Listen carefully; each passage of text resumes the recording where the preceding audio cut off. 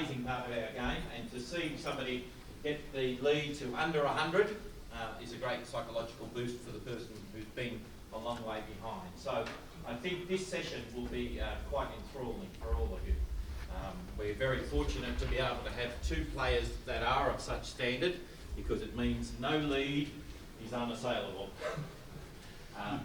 Before the tournament started, we had a number of players, including these two gentlemen, sign a form to be able to be considered for a 1,000 break prize, because it was a significant amount of money. $24,000 was being put up if you could make a break of 1,000 or over. And so far through the tournament, we haven't been able to achieve that, but we certainly have seen enormous breaks that have been quite mind-boggling in terms of our own standard of play. They're a long way removed from ours, etc. So it's been incredible to have these guys here. We're extremely fortunate to have them, and I sincerely hope that all of you will acknowledge them when they come into the arena, so that you can show your appreciation for their effort in being here. Australia is a fantastic place to live, and it's a very long way to come for most people. Sourav, please. Sourav Kothari.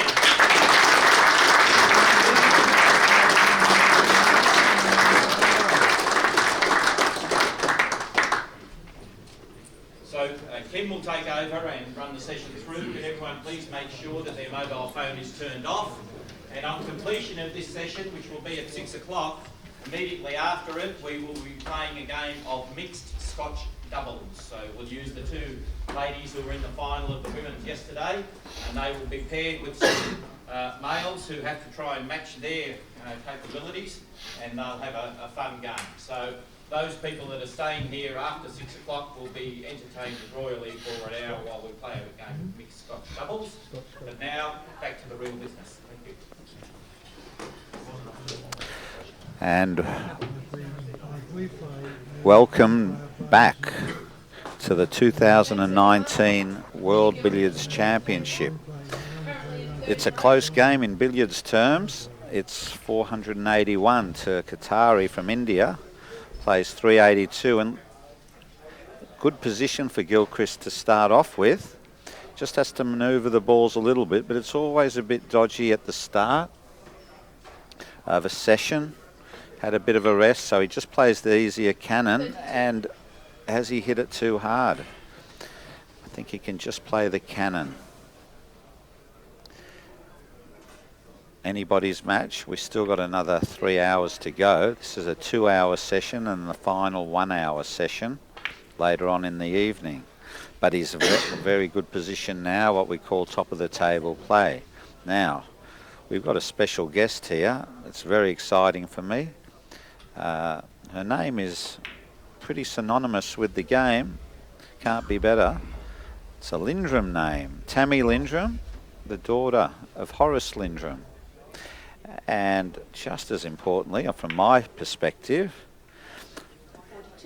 the great uncle of hers was a guy called Walter Lindrum. And the godfather to her as well was Walter Lindrum. And the person who I really knew, Dolly Lindrum, was her auntie. So welcome, Tammy. Thank you, Robbie. I'm very proud to.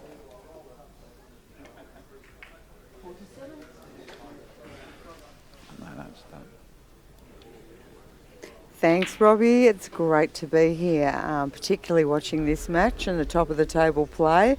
It's remarkable. It brings back lots of memories. Fantastic to ensure that we keep the Lindrum name alive. So seeing this match here in Melbourne, very special for me. So great to be here with you this afternoon. Yeah, and it's our pleasure. And I went to Dolly's house, which you know very well. It was Walter's house in Kerford Road.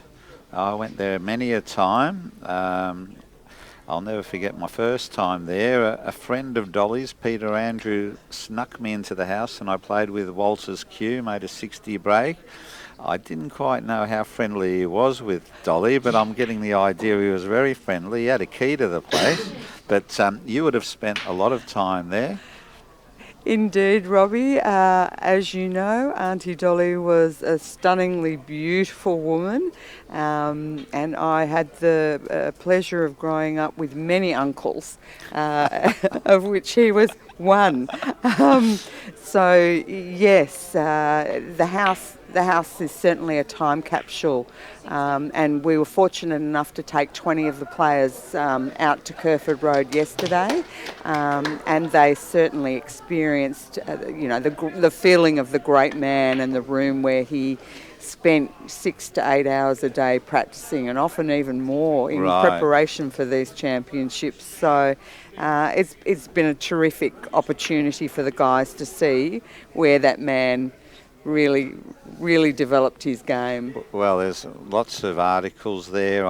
The first time I met Dolly was in the second Lindrum billiard parlour in Flinders Street, and there used to be articles everywhere, and as I said at her funeral, we both spoke at her funeral, and I'm so honoured that she asked me to do that. I didn't even know, to be honest, and it was great to be there with you. Obviously, I mean, she lived to a good age, so it wasn't really a sad situation, I don't think. It was a celebration, and I met her first in that billiard room.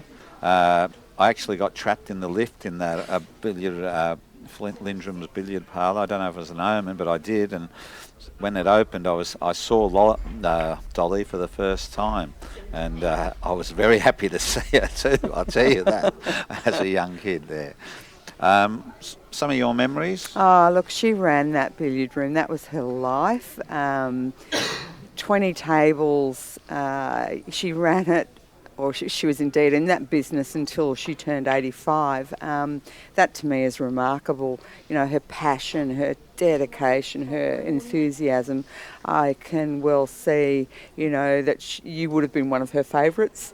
And I'm sure she probably had you trapped in the lift. I don't know about that, but I just didn't know me there. But it was full of history, and the players are still talking about having gone to the Kerford Road and the grave of Walter. Obviously, Walter Lindrum, his scoring was better than anybody's, basically. But a lot of history, that's what we love about the game. And first hand from you is even better. Any other stories you want to pass on? Yeah, Robbie, I guess because you knew Auntie Dolly so well, one of the things that I did promise her, she probably knew that, her time was short for the world towards the end of last year, and one of the things that she wanted me to ensure was that I guess I continued on and ensured that the name of Lindrum and the legacy and the history continued. Oh, that's good to know. So I'm very proud to say that we've set up a company, a foundation, just recently, which we've called the Lindrum Legends, and that will be to help Australian billiards and snooker help raise the profile and give the name rightfully back to the nation. It's not owned by an individual. Walter Lindrum and the Lindrums certainly belong to the nation. Well, that's right. Look, I do a lot of corporate entertainment here at the RACV and other venues, and I always start off with the history of billiards and snooker. So if I can help in any way, I'm glad. I would love to. But I talk about the history, Bradman, Farlap, Walter Lindrum, all in the same breath. The younger people, unfortunately, they don't know Walter's name, but let's not get too sad about it, because one of my jokes starts with Bradman, and they don't even know him as much either. And they gets plenty of press. But I didn't know that. That's outstanding news, and hopefully it'll all get into place. Yeah, look, I believe it will. I think we'll see a couple of Walter Lindrum grants come through later in the evening tonight, and certainly there's already conversations underway to launch a perpetual trophy for Auntie Dolly. At this stage, not a lot of details yet, but I believe we'll have something in place. Well, breaking news, Tammy. Well done. And, I always talk about Walter because I had that association with winning the World Championship. We've been talking about the coincidence. Maybe we shouldn't get into it too much. They'll lock me up. But that's great. And obviously, your dad too, Horace, a great player. So you know a lot about the game. What about Horace? He a more jovial player? I didn't actually meet Horace, so I don't know. But what would you like to pass on there? Yeah, look, I think from a historical perspective, Horace and Dolly lived together for a number of years at Kerford Road, so he was influenced heavily by Walter. And although Dad went on to become a snooker player, I probably think he did that quite deliberately, given that he could never ever become or take over from Walter, and I think he had great respect for that position that Walter held. So he became a natural snooker player. I think he often wished that I had followed in his footsteps, but unfortunately I went on to polo. Thus my lobbying with Auntie Dolly to get Dad to buy me my first horse. So, which she did. So you got a horse. I got That's good. my Because we were first talking horse. about a few coincidences. My daughter loves horses. I don't know if I'm going to get her a horse though, but I wouldn't mind her. She's had a bit of a hit at billiards, but I don't think she loves tennis. But yeah, so that's interesting with Horace, and he was a great snooker player. He won the World Championship, so in the UK, but probably he's more famous for all his exhibitions, or would you say that or not? Yes, absolutely. He was employed for many years to go out to Melbourne showgrounds, Sydney showgrounds, indeed a number of the showgrounds, and do sessions at the WD&HO Wills pavilions. And they started off with relatively small viewing area, and ended up having to increase it to about 6 levels of seating to accommodate the numbers that they brought into the pavilion. So, yeah, true showman, I guess. I think, it takes different skills. I must admit, like, not that pretty to watch when I play, but my best skill is probably the exhibitions now myself. And funny enough, you've just mentioned something else, WD and HO Wills. Well, they were the main sponsor when we had, the last time billiards was really big was in India, and they had the Gold Flake brand, and we had a sponsor there for about 6 years. Peter, myself, Mike Russell, Geet said we used to play in front of millions of people, and I think WD and HO Wills were the sponsor as well, but under a different name. If I've got that wrong, well, it sounds like a good story anyway. But it was Gold Flake. But yeah, great. And in the meantime, Gilchrist is creeping up, and he should take the lead now, which is good. A close game is a good game, but in these sort of situations, one person can get well in front. Now, it's a bit different to the time when your great uncle Walter was playing. They used to play for 2 weeks to make sure they found the best player. Any recollections of any matches? Yes. Or not? Well, not recollections, but knowledge. Yeah, Robbie, not so much of the matches, but yes, I used to spend quite a bit of time with him out in the billiard room at Kerford Road, particularly at Christmas times, where we always spent that time as a family. And he used to tell me that his game was very much 4 and 5 plays ahead, which I find intriguing, because watching it, I think how could he possibly be literally seeing what he was going to do 4 and 5 shots ahead, but quite deliberate in either bringing the balls to the top of the table, back down to the middle, back to the top. Well, his contemporary who taught me, Mert O'Donoghue, and Mert told me Walter did confide him in a few times, but in a perfect game, Mert O'Donoghue said to me and Mert was the first guy ever to make a 147 break in the world. He said to me, you can get top of the table in 4 shots from anywhere. So that's, I'm thinking what you're sort of alluding to, but I think Walter would have been more thinking, I can get nursery cannons in 4 shots or 5 shots from anywhere as well. Yes. So Yeah, that's interesting. And what sort of have you got recollections of? I always wonder what sort of person was he? Was it? I had the feeling, and I'm glad if you say the opposite because then we know. Do you recall? Was he a very laid-back sort of person? Absolutely. Or I would have thought he was. Look, you know, Even a bit scatty, if I'm allowed to say, or not. Look, even as you said that, what comes to mind for me is sitting on the back step, both of us in dressing gowns, cuddling the dogs. So, you know, he was just the type of... And if somebody came to the door, very informally in the dressing gown, you know, with the dog and the godchild, you know, come on in, have a cup of tea. Right. Robbie, do you want to go out and play a bit of... You know, he was very blokey bloke. Yeah. Good guy. What you see was what you get. The only quirkiness I ever saw with Uncle Walter was if he was trying to perfect a shot in preparation for a championship. All right, He would just be focused on making sure that shot was going to... Yeah, well, I think, you know, I don't That's think fair enough. that's not peculiar. We all try to do that. I mean, so how old were you then? Oh, well, we should. Well, how old was he? So that's before 1960 because I know when he died because Yes. that's the year I was born. I know that. Yes. I would have been 3. Two, 3, and 4. Okay, so that's... so they're special memories yeah, for me. yeah. And given that he loved racehorses and my love of horses was very early in so life that's as close, well. yeah. So we did have quite a special relationship even at, you know, a very young age. I think everybody loved Walter Lindrum. Oh, yeah. There's no doubt he was an icon. And I'll tell you another...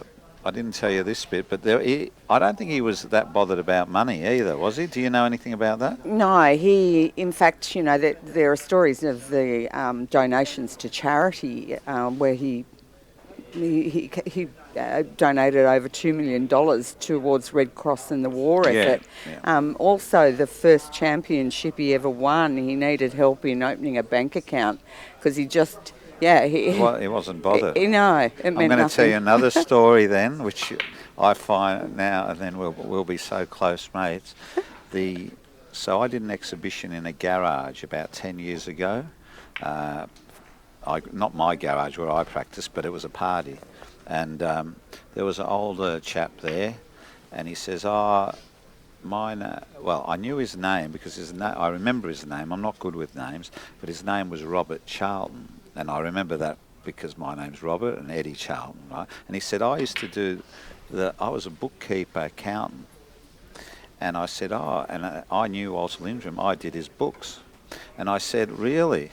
And I said, well, maybe there's a story going round that he owed a bit of money to the tax department and that he rang up the Prime Minister, Robert Menzies, and Menzies said, I'll look after it. Now, I don't know if you know that story, but he said that could well be right because he did owe a bit of money. So he sort of substantiated that.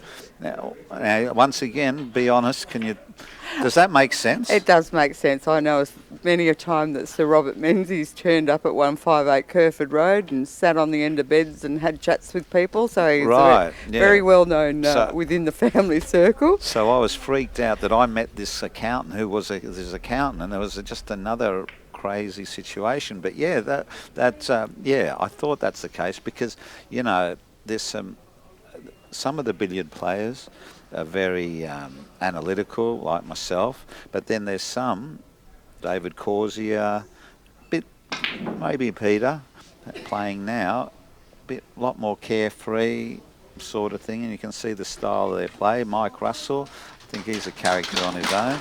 So, you know, but that's very interesting and great stories. And you're, where do you live now then? Well, Robbie, I live on the Gold Coast. I actually live not too far from where Uncle Walter, where he lost his life to food poisoning. In fact, he was at the Gold Coast races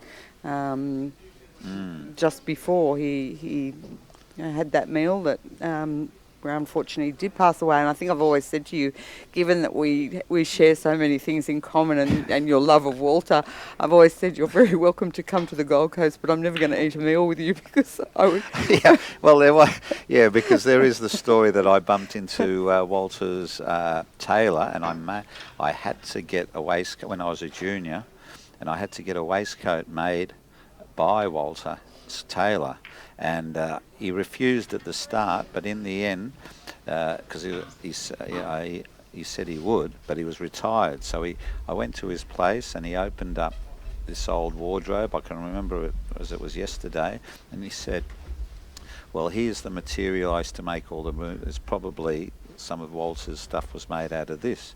So I got some waistcoats made, and I made, I grew out of it. I was only 15 at the time, and then later on I grew out of the size of it, but I cut a piece of the waistcoat out and put it in my pocket. And when I won the World Professional Billiards Championship, the same one that Walter won, I had a piece of that waistcoat in my pocket. So I probably won't come to Gold Coast. I like to meet you here. Yeah, absolutely, I'll always meet you in Melbourne. No, but now coming back to this 100 break, looks easy here, but this is a dodgy situation. He's snookered himself, or a cover as we call it in billiards, Peter. So he needs to play the right cannon here. This is dangerous because if he misses, he should leave top of the table for Kothari. But you know, it's so great to talk about all these things with you. All right, so now he's got to come off the cushion.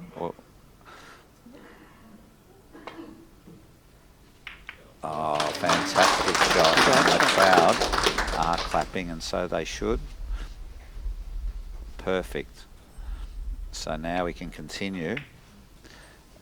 He hit that a bit hard. He wanted to leave it on the left-hand side of the white so he could just play a little cannon and get back straight to top, but there's no big issue. He can go in off. But, well, we look forward to all these Lindrum name continuing. As they should, Robbie. Yeah, I think, course. you know, the Australian history, we need to preserve it. It's very special. We need to be proud of it. So it's great that we're committed to doing that. Yeah, excellent work, Tammy. And how long are you down here for? Unfortunately, we go home tomorrow, but I try to get down to Melbourne probably every 6 weeks. Oh, right. Well, so we can catch up again. Yeah, absolutely. But, I need to join this beautiful club because it's very special, and that billiard room. Yeah. You know, we should be seeing more world championships here, I hope, in the future. Well, you know, I do work here, and I'm so proud to be part of it. Everybody, all the management at the RACV have been behind it, and they've got lots of things on, but they put it at the forefront of their planning, and I think they'd be happy with it. We've got players from all around the world here, and lots of people coming from interstate to have a look. So hopefully it'll be on more and more. But, you know, it is a members club, and first and foremost we want to look after the members, but Rob Everett, the general manager, has been very happy to see the tournament here. It's been held all over the world, I mean, but in Melbourne, it's the second time it's been in Melbourne, this World Championship, and that was a long time ago, and we know who won that one. It was Walter Lindrum. So we need to just increase the frequency, Robbie, I think. Fair enough. But given that we've got players in Oceania, certainly New Zealand, you know, India, Thailand, Singapore, China, you know, the English, yes, we have a number of guys from England, but it'd be great to see it held in Australia on a more regular basis, and particularly at this venue. It's a beautiful room. You know, I don't want to be biased, but Melbourne, there's some very clever people in organising billiards, and they love billiards, but there is one in Sydney who's very special, and that's one of our sponsors. He's behind me at the moment, Peter Tankard. He's another lover of billiards. He's on the organising committee, that's all. So there's a group of those people, and that's what you need to get it going. And they all love billiards, and I know another one, David Pitt. He speaks highly of when he met your father, actually. Yeah. I didn't know that, but at Dolly's funeral, he said he met Horace at the exhibitions he was doing at the showgrounds, and he took the time out to come in earlier to see him, and he told me that because I agree with him. I wouldn't do that because he'd be doing it 5-7 hours a day, that show, and you'd want a bit of a rest beforehand. So he really loved entertaining people, and he left a legacy with David Pitt, who's put it on to, had a large influence on this championship. Well, I think, Robbie, you've been a great ambassador, and I think the organising committee in general have done a great job. This has been a fantastic event. We're seeing some great play. It's just been great effort. Well, look, I used to go to England and live, and I was waiting for it to come back to Melbourne. It's a bit late for me, but look, yeah, it's a great game. Peter Gilchrist, he's over 100 in front now. He's got a bit of an issue now, out of position again, but he's certainly playing better than the nervous start he had at the start of this match, this championship final. Backspin. Oh, he's tried it. Oh, that's a touch shot. Is the white out? He meant to hit it a bit harder. So the white is in baulk. This is a hard position. Now, he's a very good potter. I would imagine he's going to try the pot here. And if he can pot it, he can go on. He had an attempt at being a professional snooker player as well. You need a lot of luck to keep going on that, but he's a very good snooker player. Let's see how he goes.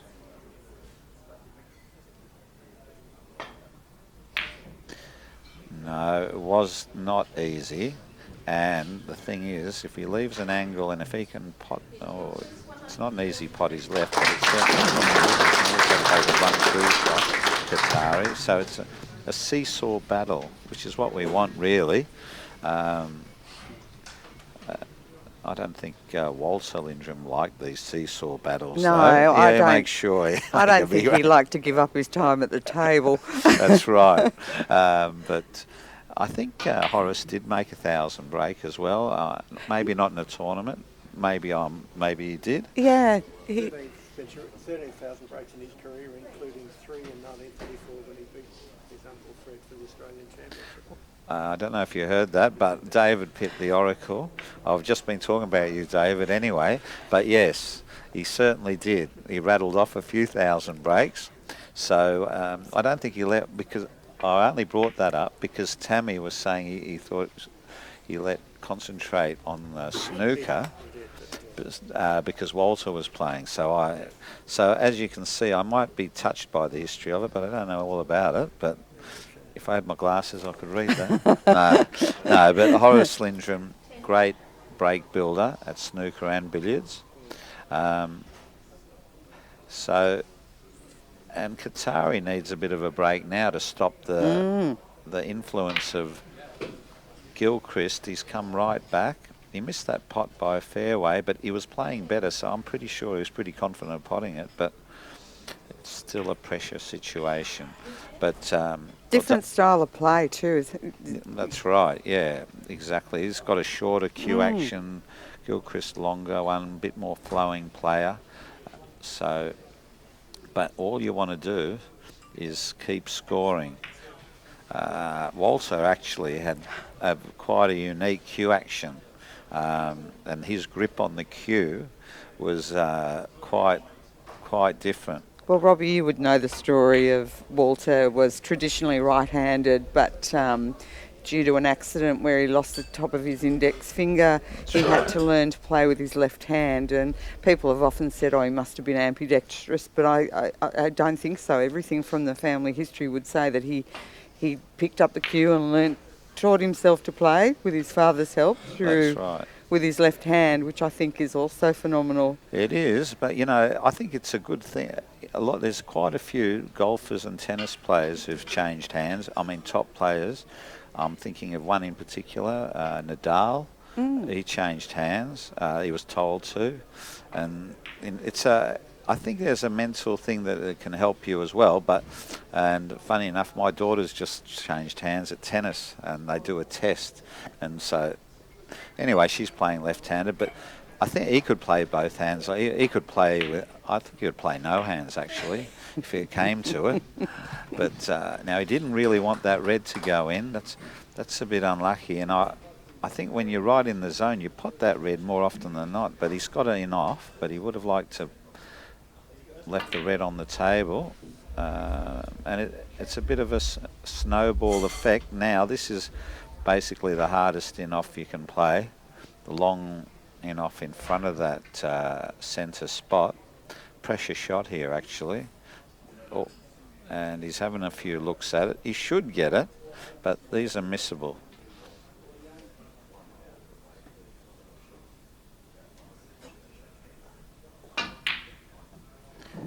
And it just snuck in, and that's what he wanted. But he's hit it a bit thin. That's why it's come back more in the middle of the table. If he hit it one fraction thicker, it would have gone over the centre pocket for an easier in off. But Tammy, it's been great to talk to you. Robbie, you are just, it's just phenomenal that we're sitting here with history. It's all coming together. As I was saying, there's lots of billiard fanatics in Melbourne, and it's all a trickle-down effect from Walter Lindrum and his compatriots, and in doing so, it's all a trickle-down effect from where you used to spend a lot of time in Kerford Road with Dolly Lindrum, and obviously your father as well. So the history continues. Absolutely, Robbie. It's been great to have an opportunity to sit with you and be part of this tournament over the last few days. So thank you so much, and I look forward to seeing you later at the presentations. Yes, it'll be great.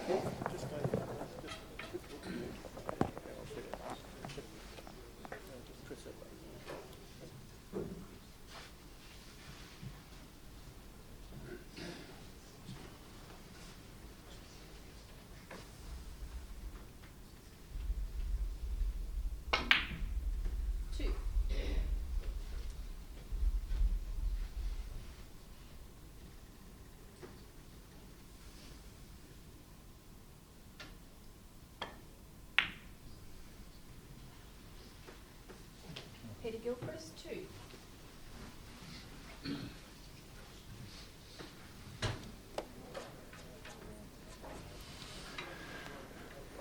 So welcome again to the World Billiards Final. This is David Pitt, bringing you the second session of the final from the RACV club here in Melbourne, Australia. A fascinating stage of the match now, with Peter Gilchrist having come from about 100 behind at the end of the first session.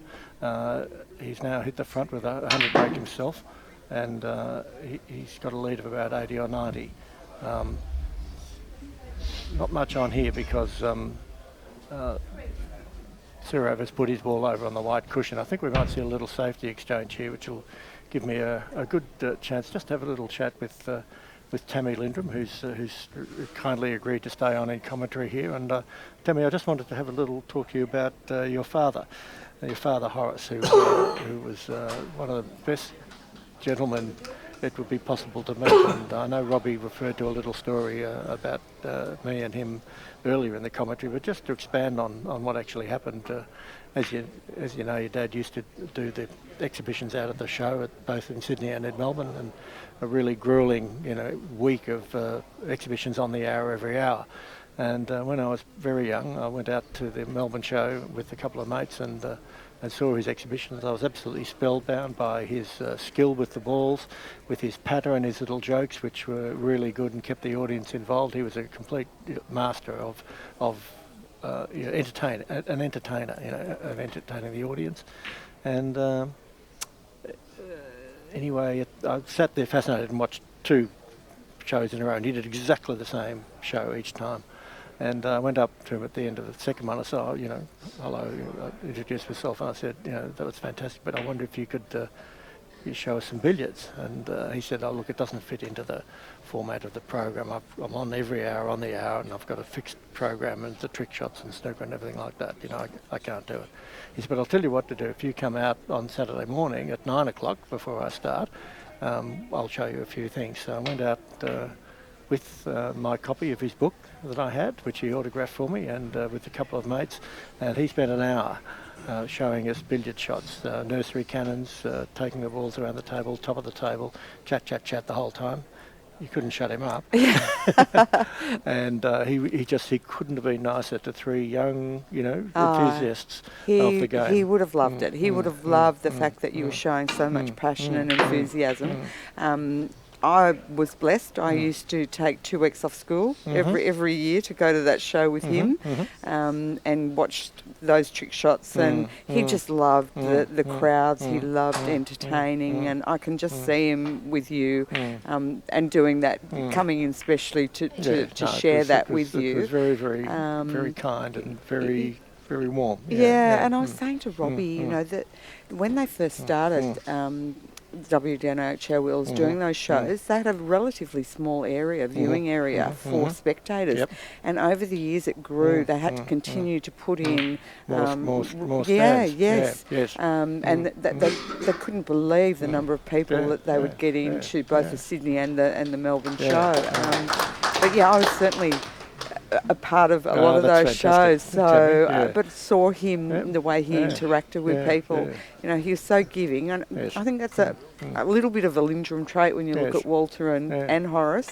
They loved to give if they could, and if somebody had the passion and enthusiasm, they would want to share that with you. So the other interesting thing about that is it just shows that Horace could do both. Well, he could do both.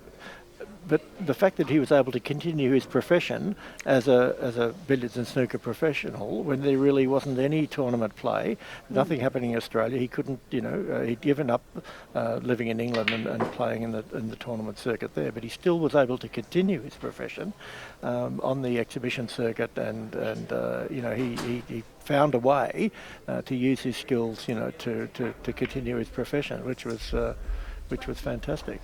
So Sourav's got in nicely here at the top of the table. He's got the better of that safety exchange with Peter Gilchrist, and now is in a lovely position, you know, to make a sizable break, possibly to pull the lead back, which is great. The other thing that I loved about those exhibitions was that it wasn't just the standard trick shots and so forth that you often see, but he had those props with the basket and the handkerchief and all those little things. The egg with his finger spinning. The finger spinning was fantastic with the egg. Amazing. He used to be able to, for those who may not have seen it, it's on YouTube, you can see this.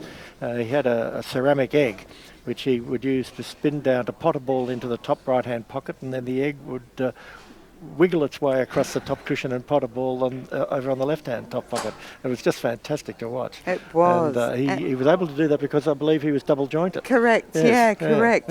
And I love the other favourite of mine was the basket shot where he'd have the red ball. He'd put the ball into the basket and then send the white one in to bring the red ball out. And again, I'd say to anybody, have a look at that shot because it's just. And then he would do the same thing again, and this time he would bring the white out. Yes. So it was like he was a magician as well as a completely. As well as a thing. And you know, let's not forget, I mean, a great player. A we great talk about player. his 1,000 breaks here. He won the 1952 World Professional Snooker Championship, and you know, just a great ornament to the game. I think that's why I guess I'm so passionate to keep you know the whole history of the family alive. You know, from the Freds as well that were Australian champions. Walter obviously, Horace and Dolly. You know what she's done is remarkable as well. So tell me, Tammy, recently I discovered that there was Fred the Fourth. Yes. Who only died in the 1980s. So I wasn't aware of that until just recently. great uncle. No, your uncle. Yes, uncle. Yeah, your uncle. Yes, Yeah, uncle. Yeah, Yes. Okay. Did you know him? Not as well Not as well as the others. Yes, As all the others. Yes. Yeah. And Dolly, certainly, Dolly and I had a great relationship. Yep. You know, I grew up with Dolly, so as my godmother, Yes. and yes. Yeah, right. Yeah. So Sourav going along nicely. He's just got to stun this one out a little bit to give himself a bit of an angle. He's done that beautifully. Stun, run through, just to widen the angle there, so he can play this. He's got two choices here. He can go thin off the red, which is a little risky. Oh, no, he's done that beautifully. Yeah, a little bit of check side, just going wide to leave a cannon coming back. So lovely shot that. A lot of people would have tried to finish straight on the red for a pot, but he just played that slightly differently to leave a cannon coming back. So highly skilled play.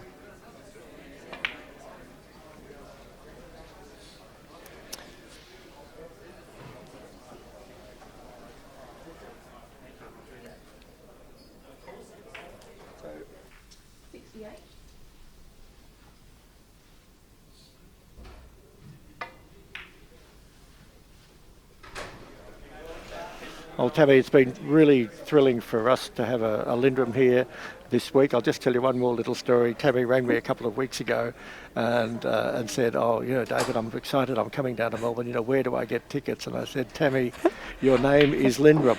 You will never have to pay for a ticket for a billiards event in your life." And we're just delighted to have you here, Tammy. And great to have you on commentary and everything that you're doing for the game. Thank you so much. It's a fantastic, great event, and as I said to Robbie earlier, the organisers have done a terrific job, and hopefully we see this event here again in the future. So thank you. Okay, thank you, Tammy.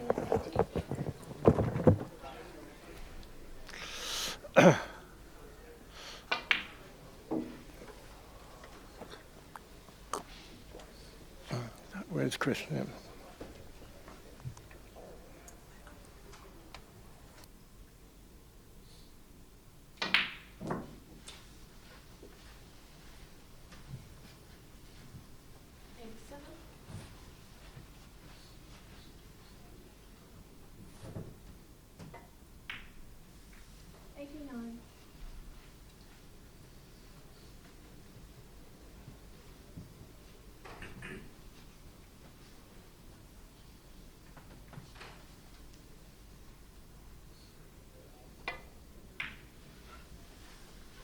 Okay, I'm joined in commentary now by Chris Coombe from England, who is out here to play in the championship. And welcome, Chris.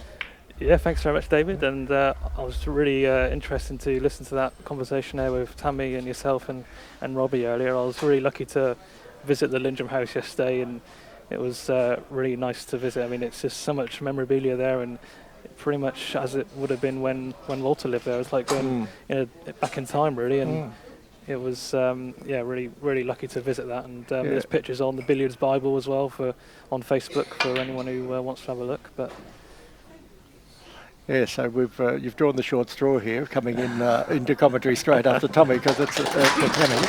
It's a pretty hard act to follow there. She's just fascinating to hear, a close relative of Walter Lindrum's here in commentary. So very exciting for everyone here. But yes, your visit down to Kerford Road yesterday, and you put a great collection of photographs on Facebook, which I saw and has been shared on a dozen or more different billiard sites. Tell us a little bit more about that visit, Chris.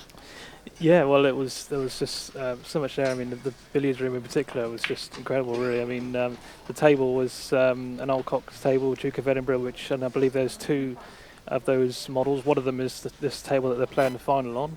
So that was obviously, to think that Walter had practiced on that table, every day. I mean, it was just incredible. And, the house was obviously had not really changed much since, Lindrum Walter had been there. So, yeah, fantastic, and just really lucky to have seen it. But yes, it's a beautiful table in very good condition. It's like the tables here at the RACY. It's actually part of a matching set of Duke of Edinburgh Blackwood table with a chiffonier scoreboard and a revolving what's called a barley sugar cue stand, which has got twisted pillars on it, and it revolves around. So a beautiful matching set of three-piece set of furniture.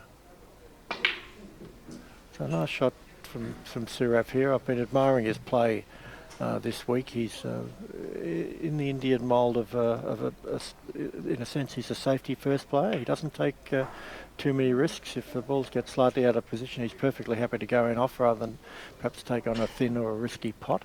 And he's up until this match, he's really sailed through in the tournament.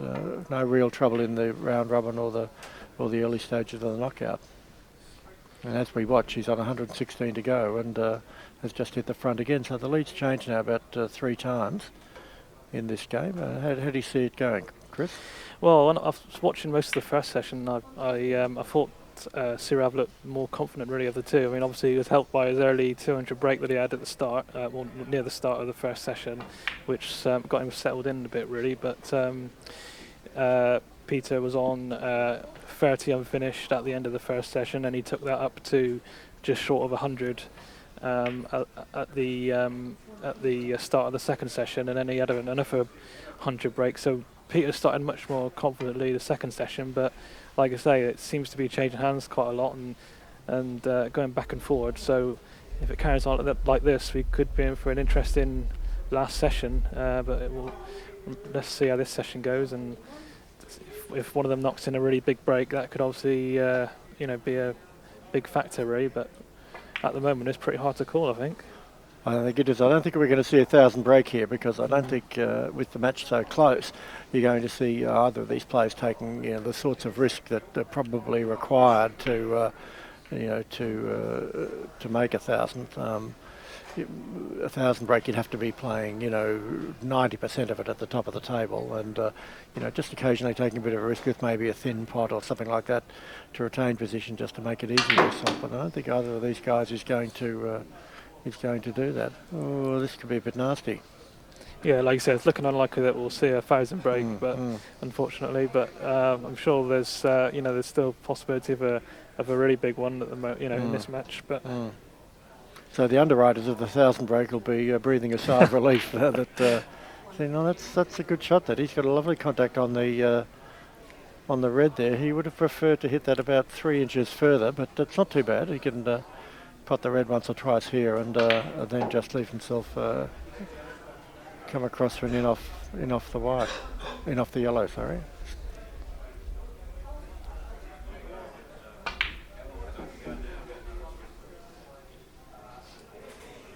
So we're just watching Sourav walk around now to just see the correct angle for the half ball in off the yellow there. And he'll just be stunning this red up into that position where he had his hand on the table a moment ago. Very good potter, Sourav, very good snooker player. He won a big snooker event here in Melbourne early this year. And like all the top players, he's a really strong potter. yeah, I mean, it's not too many players that can play snooker and billiards at a really high level. I mean, like I say, he's won a big snooker event in Australia this year, and yeah, to be able to mix both games and win events at the top level is sort of not very common, really. But he's got a great cue action, and like I say, really solid. Never really looks like missing any pots he goes for. He's very compact. Quite a shorter bridge than, certainly a lot shorter than Peter with his long bridge, but very compact, very lovely cueing action.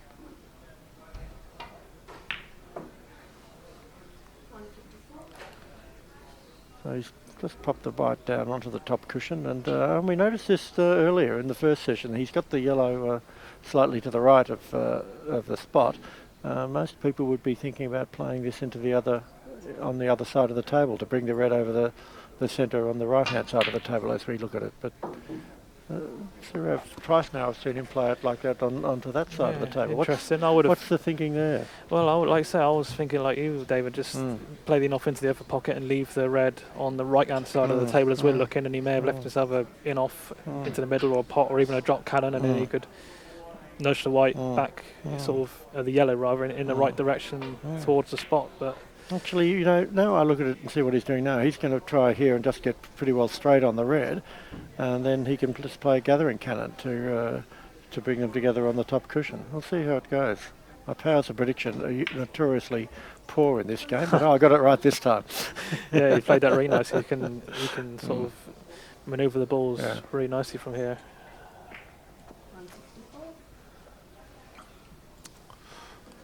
So he's looking pretty strong here, 164 to go to just go about 80 in front. So really fascinating session this. Quite often you would expect that the middle session of a long final like this would be, would be the decisive one, where one player or other could stretch it away. But they're just staying, within close range of each other. Anything under 200 is nothing for these guys.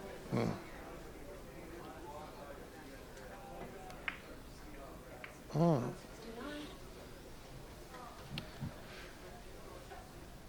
we've just had a note from our crowd controller, Robert Higgins, just to mention that if we have a look around the room, you can see that the crowds are starting to build up.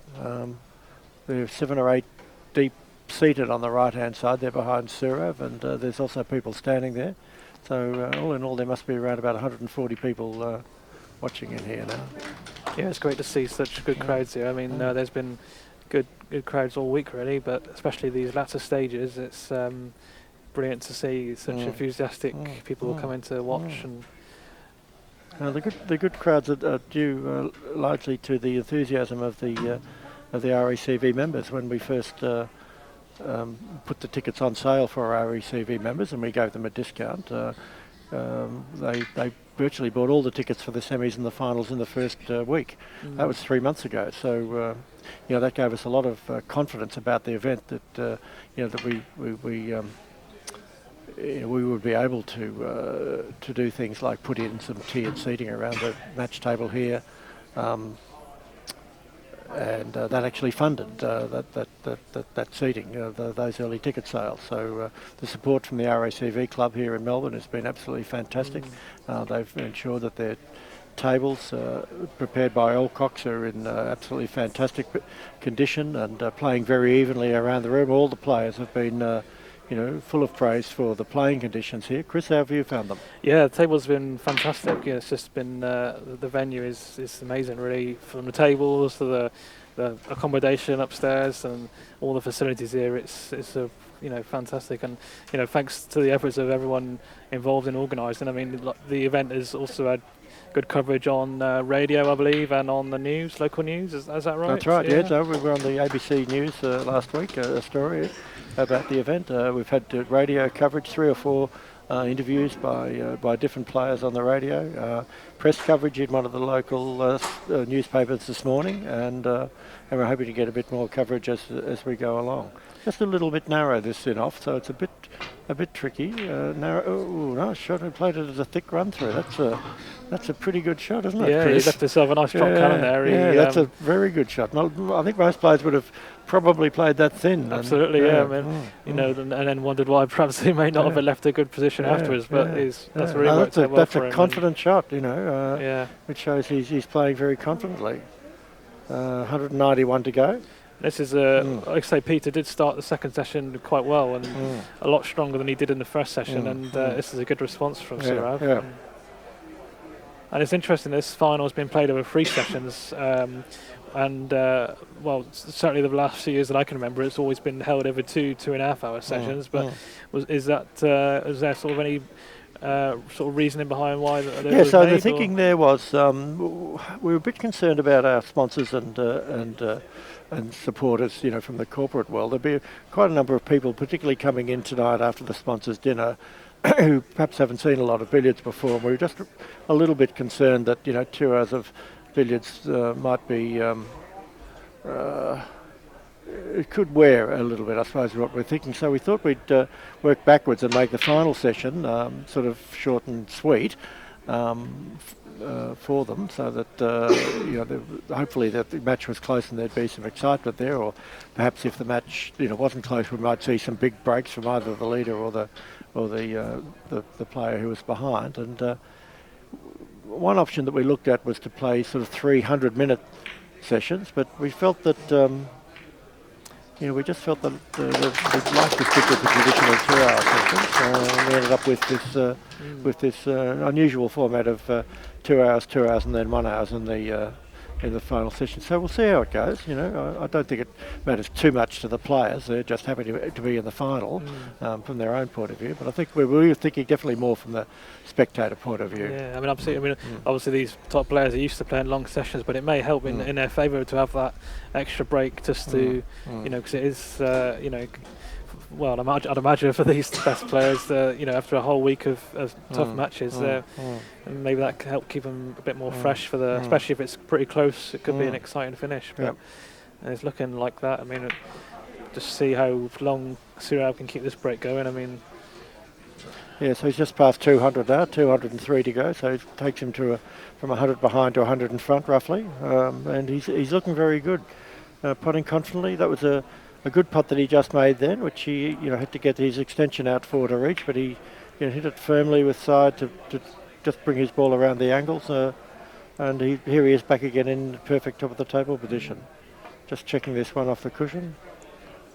Oh, just snuck that in off the jaw. They will go in because the pockets here are the old Billiards and Snooker Control Council templates, which are really, you'd probably say they're billiard templates rather than snooker templates, and the pockets that a lot of billiards is played on now, really, it's billiards played on snooker tables, whereas when snooker started, snooker was a game played on billiard tables. So that definitely wouldn't go in on the tables that the pro snooker players on. But for billiards, this is probably a better cut of the pockets. Do you have a feeling about that? Yeah, obviously I've sort of obviously been playing in this event, and I think from my point of view as a sort of average type player, I guess it's a nice sort of cut for billiards, really. I mean, you've still got to be accurate, especially pots when the red is or the object ball is near the top cushion. You've still got to be accurate. But I've seen a few shots missed that have rattled and stayed there, but you can play some shots with freedom as well, and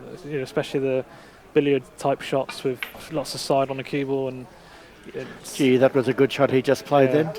That was just a little soft stun, to widen the angle there, but he hit the yellow. That was a very good shot. Yeah. Very good shot. To judge that at such a delicate pace. That was a shot of somebody who's in complete control of their game.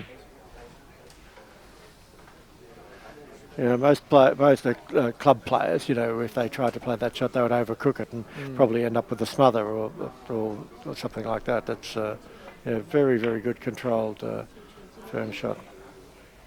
So yes, I know, for instance, in Leeds they tell me on the pit table that when all the players, the top players are sitting around, if somebody gets a long Jenny, everybody claps because the pockets are so tight that long Jennies are almost impossible. But you've got to really get deep into the pocket. You can't really afford. But here, the long Jennies, the pocket's just a little bit more generous, as they should be, because a long Jenny isn't a shot that requires extreme accuracy. It's a shot that requires free cueing and plenty of side. That's the key to the shot, rather than complete accuracy of striking. And it's good to see that here the players get the rewards for that. Another nice shot there from Sourav, very close to the first ball, and he had to run through it nicely. Very easy to play a push shot there or to not play it properly. This is a confident shot that he's just played. He's left himself only 3 or 4 inches off the cushion there, straight on the red. But he's backing himself in to pot this red. It's no snack. But not only does he have to pot it, he has to just pace the white ball just to bounce off the top cushion. He's hit it firmly. Yeah, I was wondering whether he was going to play the shot that you suggested, hit a bit more confidently. I should have learnt by now not to try and predict what the players are going to do when they're playing. Well, I thought he may have done that, but he's hit it quite positively. So now, again, confident to pot that and stun up to the middle. So, confident billiards. Again, it's not quite right. He's on the wrong side of the red here, but we'll see what he conjures up.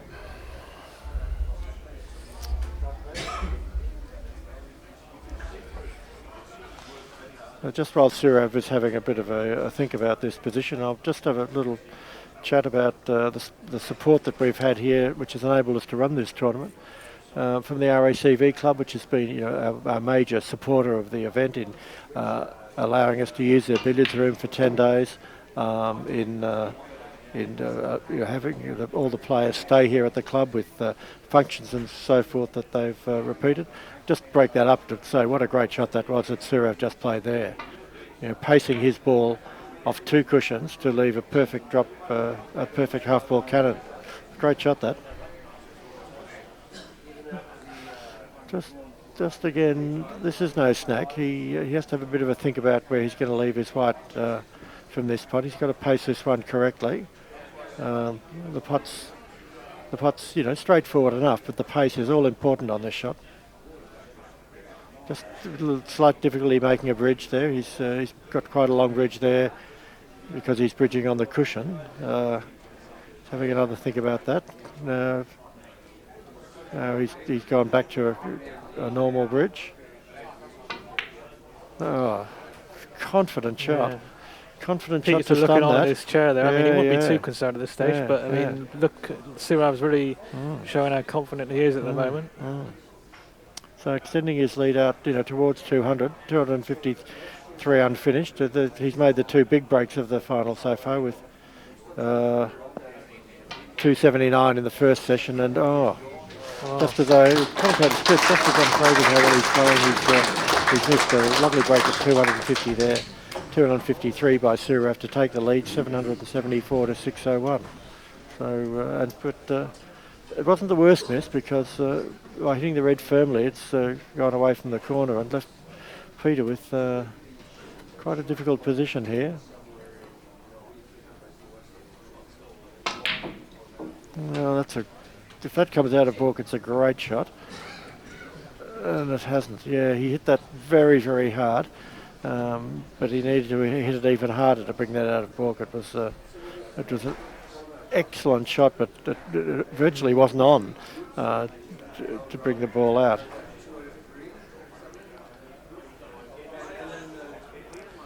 Looks like it's taken a long pot here, shaping up. Oh, he's rattled that, and the red hasn't gone kindly for him. Difficult shot to play when you've been sat down for a while. And what's worse, right. look where he's left the yellow there. Yep. He's so definitely advantaged Sourav in that little exchange. Peter will be just sitting there. Nothing he can do about that. I mean, he had to play the red firmly at that pace. If he missed, it could have gone anywhere. But as it turned out, it's run over the balk pocket. Yeah. So nice position for Sourav. He can, with this sort of 3/4 ball pot, he can virtually put his white anywhere on the table he likes. Yeah. So just be interested to see, what decision, how aggressive he does get on this one. The answer is very aggressive. Bringing it straight back down towards the spot, and not a great position, but certainly entirely manageable. He might have to get the long one here. I think he would have preferred to leave the white ball there a bit further to the right and then have the yellow to a red cannon there, but still he can this is lot of movement of the cue ball needed, wasn't it, really, to get there, but you might have to get this extension out here. So just talking again about our supporters here, Sport and Recreation Victoria. The Victorian government have been wonderful in providing support to this event through their state special events program, which funds major championships in Victoria. Endeavour Life Care, the naming rights sponsor for the World Billiards Championship, a furniture supplier here in Melbourne, who are displaying some of their products. You can see their chairs in the background of the picture here. Reed Furniture, the sponsor of the World Open, who are also in a furniture company who sponsored that wonderful event, which featured a high break of 655 by David Corsier.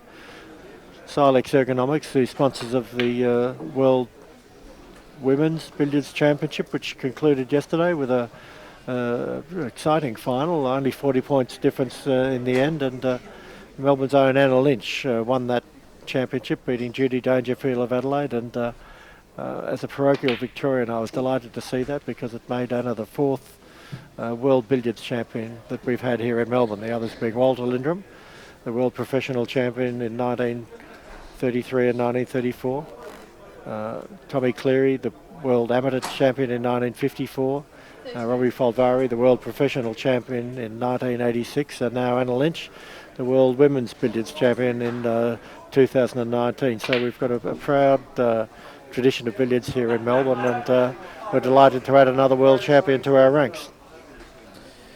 Yeah, great to have such support from all the sponsors there. So my thanks to them as well, and I can certainly vouch for the comfort of those seats there. I haven't spent most of my game with Matt Bolton sat down, unfortunately, but they are very nice, and very good to have such good sponsors and support for the game. So Chris, then after having had the comfort of sitting in the sponsors' chair during your loss to Matt Bolton, were you then able to console yourself by indulging in the products of the Hanging Rock Winery, who are also sponsoring us here after the match? Yeah, well, I've been putting they've got the Guess the High Break prize, of course, so that's been running every day, and it's great to nice prizes there available thanks to the sponsors there for that. So. Do you know what the closest anyone's actually got to guessing the high break each day is? Well, the first day, Russ Delahunty was only one off. 1 point. He guessed that was on the second day of the World Open. He guessed 521, and the high break was 522. So that's a pretty good effort. And just to show that it was no fluke, Ross fronted up the next day for another magnum of Hanging Rock wine by winning it 2 days in a row. Oh wow! Yeah. But highly suspicious, though. Don Richter was the organiser of that. Was he allowed to enter the third day? Yeah. Well, yesterday, surprise, surprise, Don Richter won the competition. So there'll definitely be a steward's inquiry into that, just to discover exactly what was going on. So I think Don guessed 411, and the high break was 400. So that just added a bit of interest for the spectators here. The chance to win a magnum of this beautiful wine, which I was able to sample on our closing ceremony for the World Open, and we're delighted to say we're going to be serving those wines at our sponsors' dinner tonight, and then at the after-match function after the end of the final tonight. So Sourav back in now, 34 to go. He's got the balls in nice position, just playing some open billiards for a little while here, until he can manoeuvre them back down to the top of the table. Oh, got a bit of a bounce there. Oh, open, okay. He's opened it into baulk. No, he didn't just hit it into baulk. He's hit it a long way into baulk. That's unusual to see. Unusual to see that. Yeah. I mean, occasionally the ball might just, sneak an inch or two in, but he's absolutely caned that one, and almost got it to the baulk cushion. Just a major lapse of concentration there from Sourav. So Peter sitting back there will be quite relieved about that, but he shouldn't get too relieved, because I would suggest to you that in 3 or 4 shots' time he'll be facing a double baulk. Oh, look at this! Great effort that. What a great attempt there by Sourav. He tried to knock the yellow onto the red there and knock them both out of baulk, or knock the red out of baulk, and he nearly succeeded, just missed by a fraction on that really, really good shot. Got to be so careful playing those types of shots, especially on these cloths. So easy for the cue ball to just spring and miss the in off. Yeah. But he, like I say, he got so close to. Pot yellow and double baulk to follow, so he's not giving Peter any chances here. Yeah, so Peter, would have been, getting a little bit excited when the red went into baulk, but he shouldn't be too excited, because he hasn't got anything to shoot at here. So our other sponsors, Lock Logistics, Wine Storage, who've been so good in supporting some of our keen billiard players who are also wine lovers. That's a bit unlucky. That's just gone out of baulk. Mount Compass Golf Course in South Australia, over on the Fleury Peninsula, which is of course a great wine producing region of Australia. They're sponsoring us too. Resolution Imaging, who've done all our printing of the great program we have here, the banners and all the signage around the club. Aussie Fresh, who've underwritten the $24,000 prize for a high break, and of course our trade sponsors. We can't play without cloth, balls and tables, and we've got the best we've got the best of everything of that. Alcock's table fitters manufactured these tables between 140 and 110 years ago, and they've been servicing the tables here at the RACV club for 115 years, which is quite extraordinary. Strawn, our cloth suppliers, providing this beautiful superfine cloth that the players have praised so highly during the week. Aramith, of course, who supply the balls for all the major champions, and I understand Aramith make nearly 1 million balls a week, which is just incredible, and the quality control that they have in that factory is extraordinary. I measured these balls for this final myself, and they're all accurate to within 1/10 of a gram. They're all 143.2 grams, which is wonderful. And of course, Consolidated Leisure and Sport, the sponsor of record for the Australian Billiards and Snooker Council, who've been so supportive of Q Sports for so many years here in Australia. That's enough from me. I've been waffling on for quite a long time, and now to step into commentary is the great New Zealand champion Wayne Carey. So great to chat with you, Chris, and I'll just leave you now to have a little chat with Wayne. Yeah, thanks so much, David. Yeah, that's.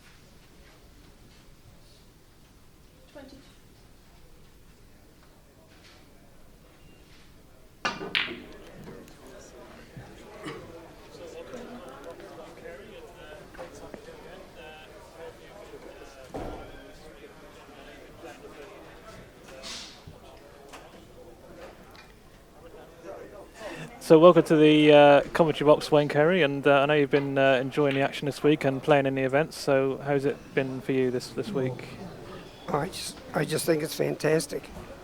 We've really enjoyed it this week, and have a look at these guys playing right now. Now, I was one of the lucky people in 2007 that saw Peter Gilchrist get his 1,346 break. I was actually on the next table refereeing, and then someone came over to give me a break while I watched him get right through to 1346. It was a magnificent break. Not under these rules, of course, but at the current time, of course, Peter just can't get these balls to roll for him. And again, at least he's got to look something like looking at a start here. Magnificent player, magnificent record. As you know, he's going. The gentleman may have already mentioned this, but he's already had 3 World Championships, and this will be his 4th. Yeah, incredible record, and it's 30 years since Gilchrist played in his first World Final as well, 1989, and that was in New South Wales, I believe. So yeah, great career he's had, and still going, obviously, and like you say, a chance to win his fourth title, and looks like he's. I mean, White's gone a bit awkward there. I think it's just gone a little bit too far into the centre for a drop cannon, but you have to negotiate this in off and avoid potting the White as well, I think. That's what I was actually just mentioning. He just can't get them to run the way he'd like them to run. Just everything's becoming just that little bit hard. But if anyone can, Peter can.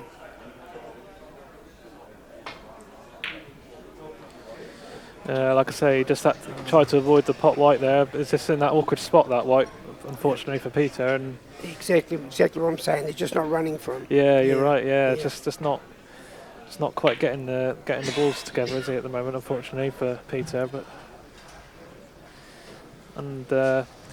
he did get he had a good start to the second session. This session here, Peter did, but it's just Kothari came back and had a good 200 break. That's the second 200 break he's had in this match, and in fact, and obviously looking quite good for him here, Sourav, at the moment. But with credit to Sourav, he's really playing well. He's taken his time. As everybody's already heard, he won the World Championship last year, and it's repeated the same final.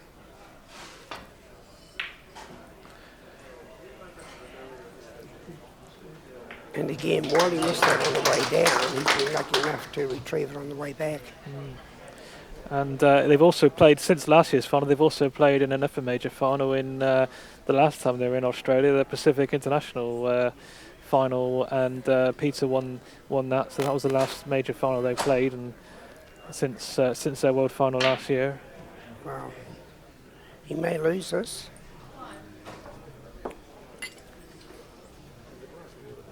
Yes. But again, he just may have another starter here. This yellow could come up and hit the red if he's lucky after the in-off. Tried a similar shot that he played just a few moments ago, just trying to get the yellow onto the red and knock the balls out of bulk, but it's he just just ran a bit short there for the in-off in the middle, but it's in the middle of the table, so he's still got a shot here. These are always missable, aren't they, Wayne? These long, extra long in-offs, and they sort of, when the yellow's just a few inches below the centre spot. Lovely cue action. Watch his cue action. Look at that, that's lovely. Yeah. Dead straight. If nothing else from anybody watching this, make sure you see, watch the cue actions of both these gentlemen. Always keeps his head really still, doesn't he? And yeah. Superb.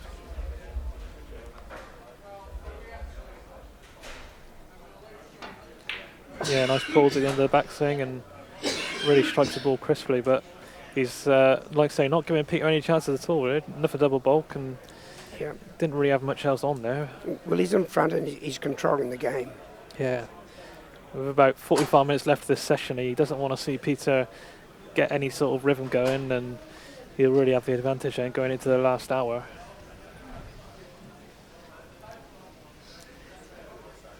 Most times the good players like to leave themselves in and off on these type of shots.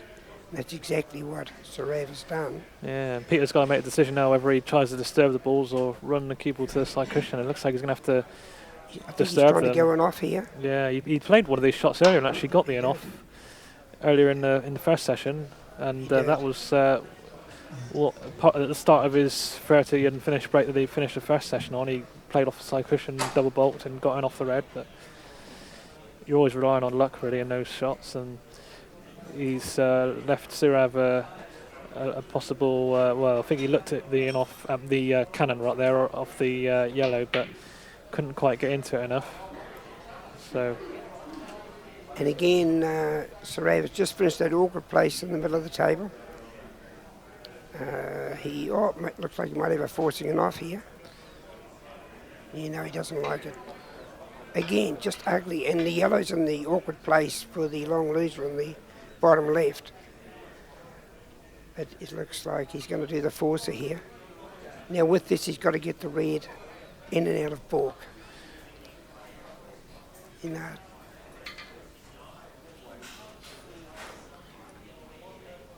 Yeah, like I said, that yellow's really not in a good position to help his cue in there. It's just, and if he cranking plays him this in up. off into the top right pocket as we look, it's the red's on the wrong side of the table for that, really. It's just, so he's really going into a bit of a narrow pocket here.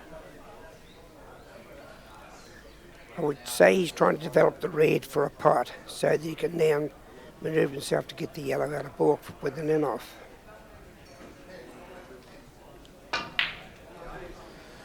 That's an excellent shot from there. Excellent. That was a really narrow pocket really from there, wasn't it? And there's especially the pot I was talking about. bringing it Although on free cushions, like you say, that was he's got the pot and now he's got the in-off yellow. And then he's got all three balls playable on the table. Or is he playing the in-off there? No, he's played the in-off. Yeah. Slightly different angle here looking at this view. And of course, don't forget, the gentleman you're watching right now, his father has also been world champion, Kothari. So there's not many sports where father and son become world champions, and this is definitely one of them.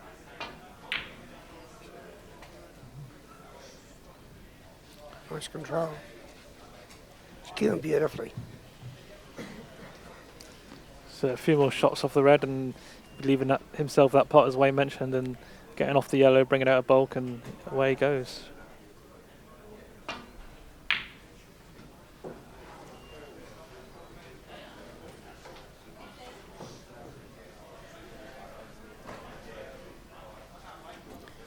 That looks a little ugly, doesn't it, for the in-off red, in-off yellow next. So he's probably going to take one more, probably going to run through. Oh no, he's doing a screw back. Is he? That's a run through. He's leaving himself the cross loser again. He's going to take the long loser, yeah. Cross loser.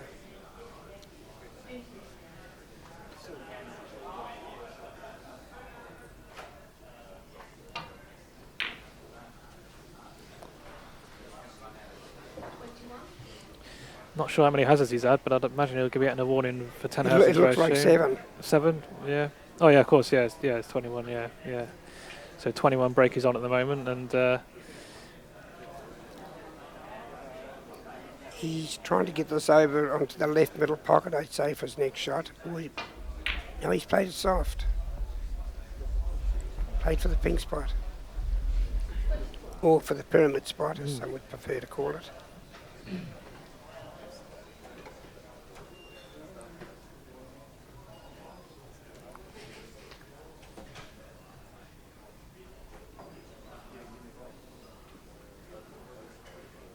Yellow's in the way, isn't it?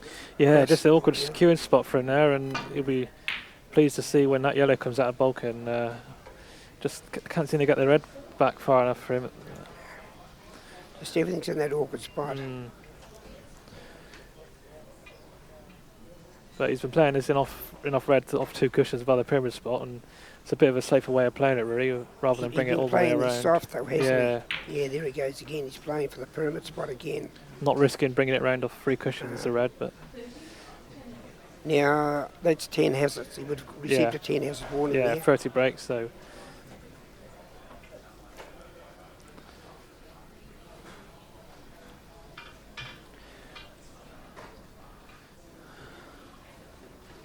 So obviously 15 hazards is his limit, and before he has to play a cannon, so we a bit more pace on the red this time. He's going around now for where he needs to finish, but it would be a lot easier if the red did finish on the other side of the table.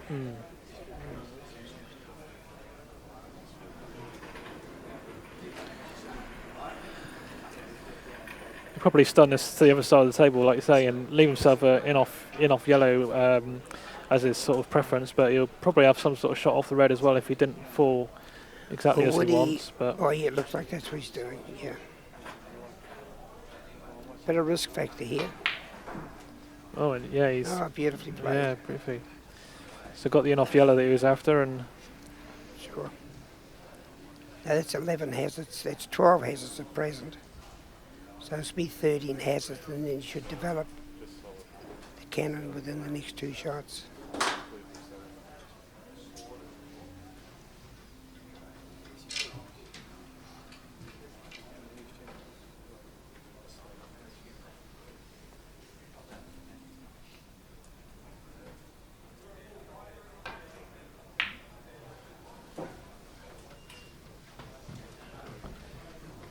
He's got the enough yellow to develop for the drop cannon by the looks of it, Chris. yeah, he's just Yeah. yeah. If it went any further, he would have may have had to have played a long loser there. But although he's saying, looked like is he looking at the in off in the middle? He looked like he put it in position for a long loser there, but I think he can get this with a bit of run inside. He's just debating that in his mind at the moment.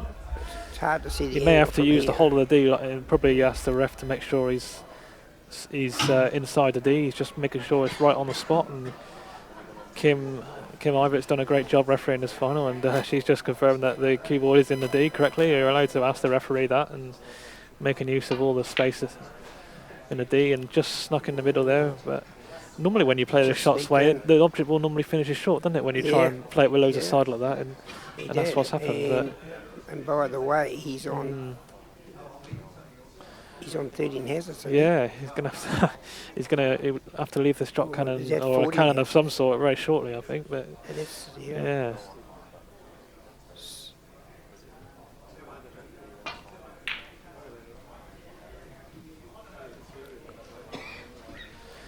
So that's 15 hazards, and he's now got to play. He definitely cannot score off the yellow. He's got to make contact with the red. The yellow, his white must touch the yellow and the red.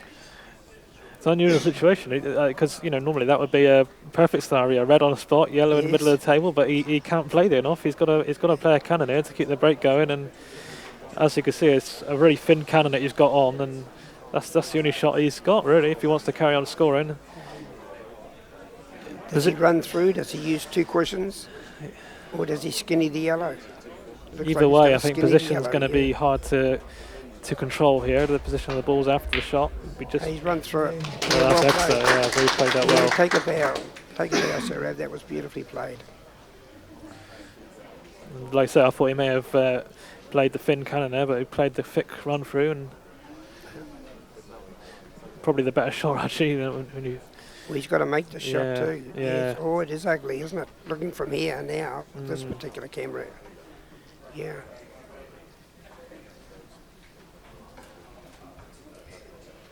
He's got to push right through this. No, isn't he playing beautifully, isn't he? Yeah, really cued down on that. Got loads of right hand side on that, and cueing down as well, give that extra widening of the cue ball. And for all you viewers watching that was not an easy shot.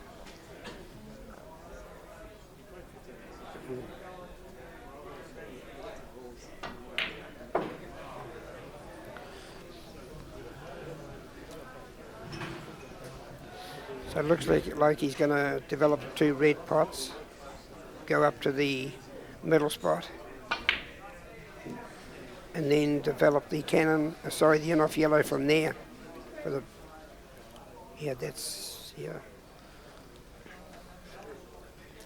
clearly he's going to screw back here for the right-hand middle pocket area. Oh, no, he's not. He's playing side.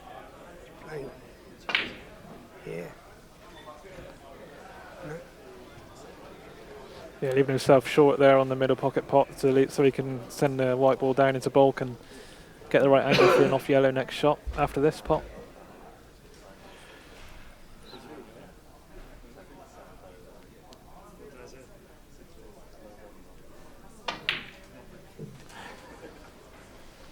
Yeah, well played. Got choice of two here, the in-off red or in-off yellow. I would suggest that, the yellow now comes out of balk and it's going to be in play. Well played. Well played, Sourav.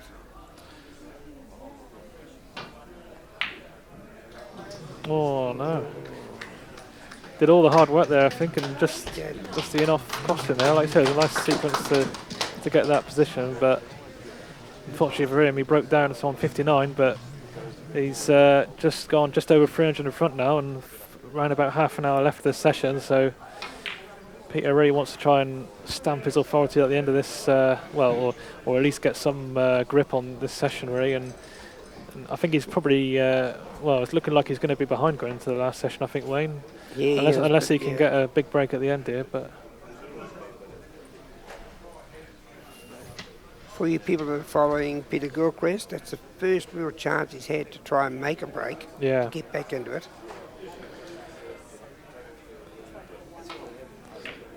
Yeah, he's been frozen out for a lot of this session, hasn't he? And yeah. Just balls haven't been going for him at all. And All you people watching this, look at the cueing action of this gentleman. Beautiful cueist. They both are.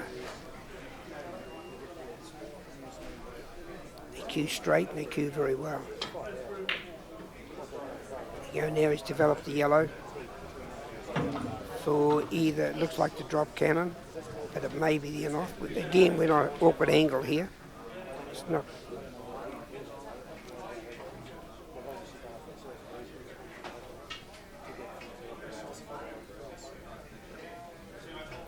Yeah, I fancy Peter getting a break here, Chris. yeah, well, you can be pretty certain he's going to take every shot 100% and not take anything for granted at all. And we saw yesterday in his semi-final how he was really making sure of every shot and sort of maybe slowing down a fraction just to make sure he didn't make any mistakes at all. And now this is that run of the table I talk about. That the red just may or may not go on to that spot, onto the bottom spot. Oh, he's going to move it. Yeah.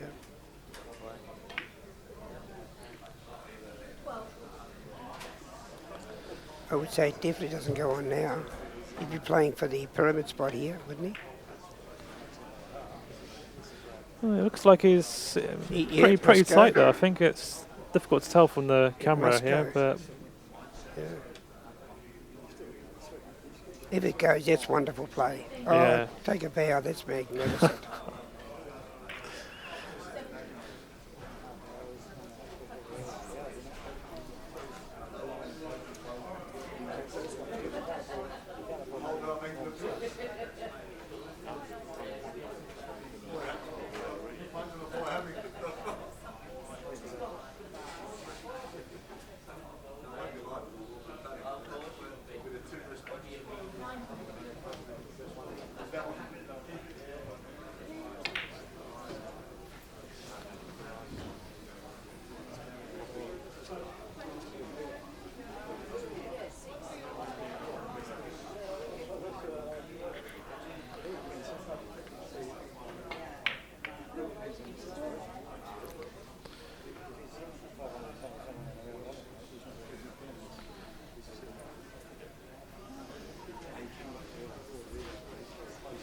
Yeah, I definitely think he's going to get a decent break here, Chris. yeah, I mean, he hasn't, especially when he's still working the balls, isn't he, to exactly where he wants them. But he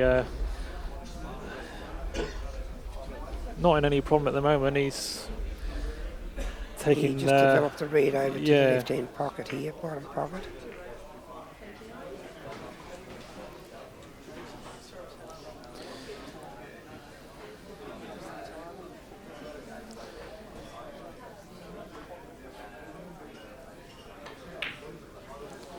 So a 6 shot there, and that Yeah. leaves himself the in off white there from the D, and I think he'll be setting up a drop cannon very shortly, and that could lead to top of the table play, Sure. floating white as he normally prefers over the post was Look not. at the queuing action here, beautiful and straight. Yeah. And there's your drop cannon. Looks a little wide. Yeah, he's just using the whole of the D there again, just cue ball right on the edge of the D. Just probably needs to drag this with run inside, left hand side, and played that really nicely. Yeah, Good contact on the red, Absolutely beautiful. and he's almost he's pretty much in perfect position now, I think. With a half an hour to go.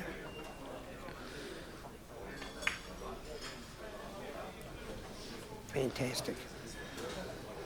Fantastic.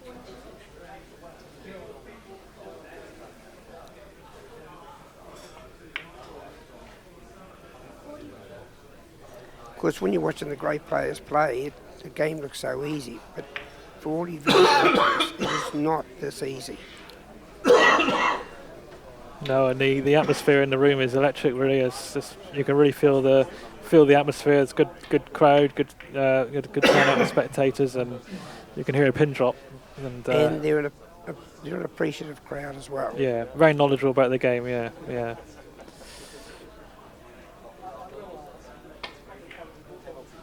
It has the silence of a cathedral at present.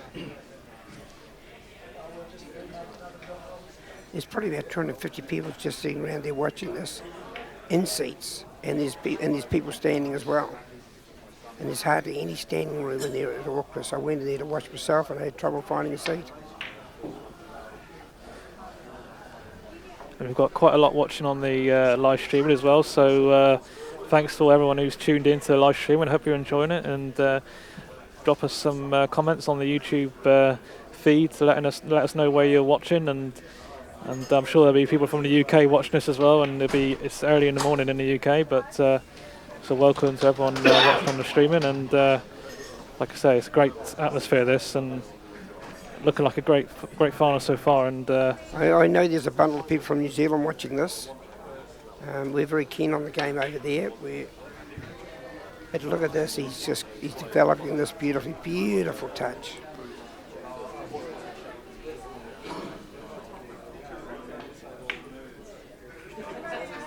nice picture there of the cannon underneath the white, pushing the white back towards the spot. Just lifts that himself a look too little straight? bit straight on the red, I think. But Yeah. Or is he going to bring this right back? You know, beautifully done. nice long cue action there. Good example, as you were saying, Wayne, just really long flowing action on that shot just to get the action on the cue ball there. Honestly, world, this is not as easy as it looks. Anytime you like, have a crack at this game.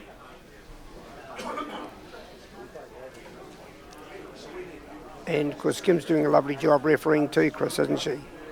This is her first billiard final ever, isn't it? Yeah, first world final, I believe, and doing an excellent job refereeing. I've been lucky enough myself to referee a World Championship final, and it's sort of a great honour to referee a World Final, and it is. She's doing a fantastic job here, and very well respected referee amongst all the players. Well, with a half an hour to go, he could definitely score 400. Yeah, I was thinking at one point, like you say, that I suggested Sourav may have been enjoying a lead going into the last session, but I'm not so sure now the way this is turned. I mean, it's gone back and forward the lead so many times that it's wonderful last hour, won't it? Yeah. For those just have joined us, it's a 5-hour final, and this is the second 2-hour run. So that's the bulk line crossing coming up. I think he would have preferred to play the bulk cushion, side cushion, but he worked out fine though, like you say. And again, look at the cueing action. Look at the left hand on the tail. It's spread right out. Yeah, great control.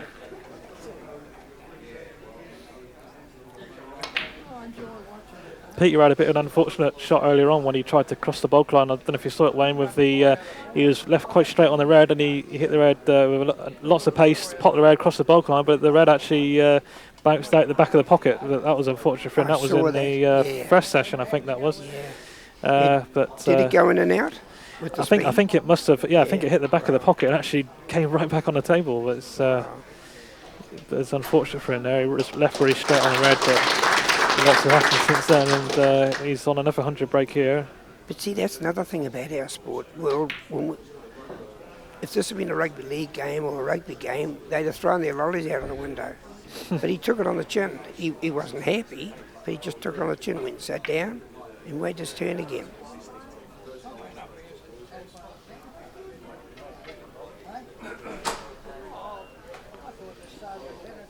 This is a little ugly now, Chris. Can he get the work to get around? Yeah, he looks pretty straight again. Will we see a Strew back across the table possibly? I mean, could do. Yeah, He's definitely got a power. But once again, he may have lost confidence in really hitting them hard. No, he's going to run through it to try and work it. Yeah. He just runs through cannon here. Now, all you people watching this, look at this. Watch how he manoeuvres the balls and gets them back into position. Now look at that. Look at that. Yeah. Can anyone clone this guy? It's a wonderful touch, wonderful shot. Great shot at this stage of the final as well. That was fantastic there.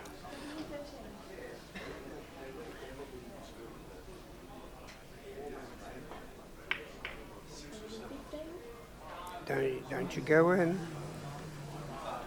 See that? The balls are listening to me. Did you see that, Chris? Did you see that? That's pretty impressive, Wayne, I must say.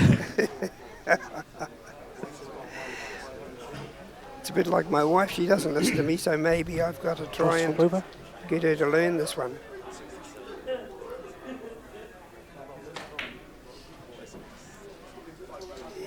This is lovely. For anyone watching, all we can do is sit and admire this. Just sit, admire and enjoy.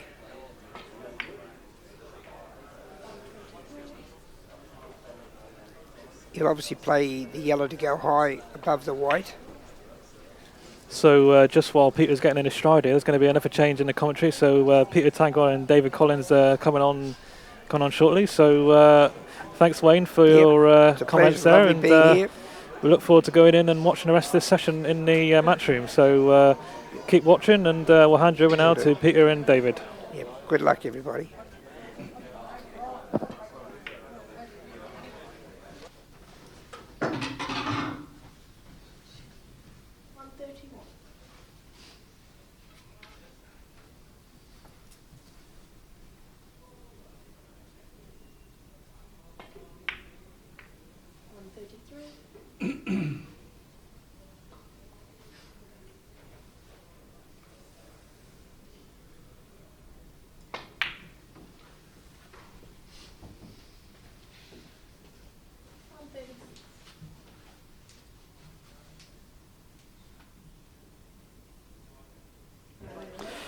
Good afternoon, viewers.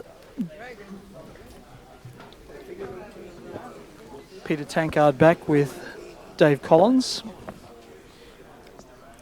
Thank you, Chris Coombe and Wayne Carey from New Zealand for commentary up to date. Welcome, Dave. Thank you, Peter. Yes, things are starting to get exciting here. Have you seen a pattern in the match?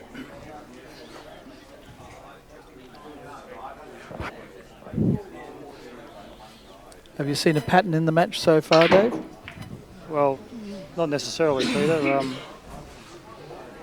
It's been mainly Sourav has been on top, and Peter's had to catch up, and he gets away again and catches up again. And I think it'd be fair to say that Sourav's had the run of the balls. Every time Peter's come to the table, he's looked at difficult positions, and I think Sourav's come to the table when Peter missed and looking at a red over the pot, red over the bag, and a half ball in off.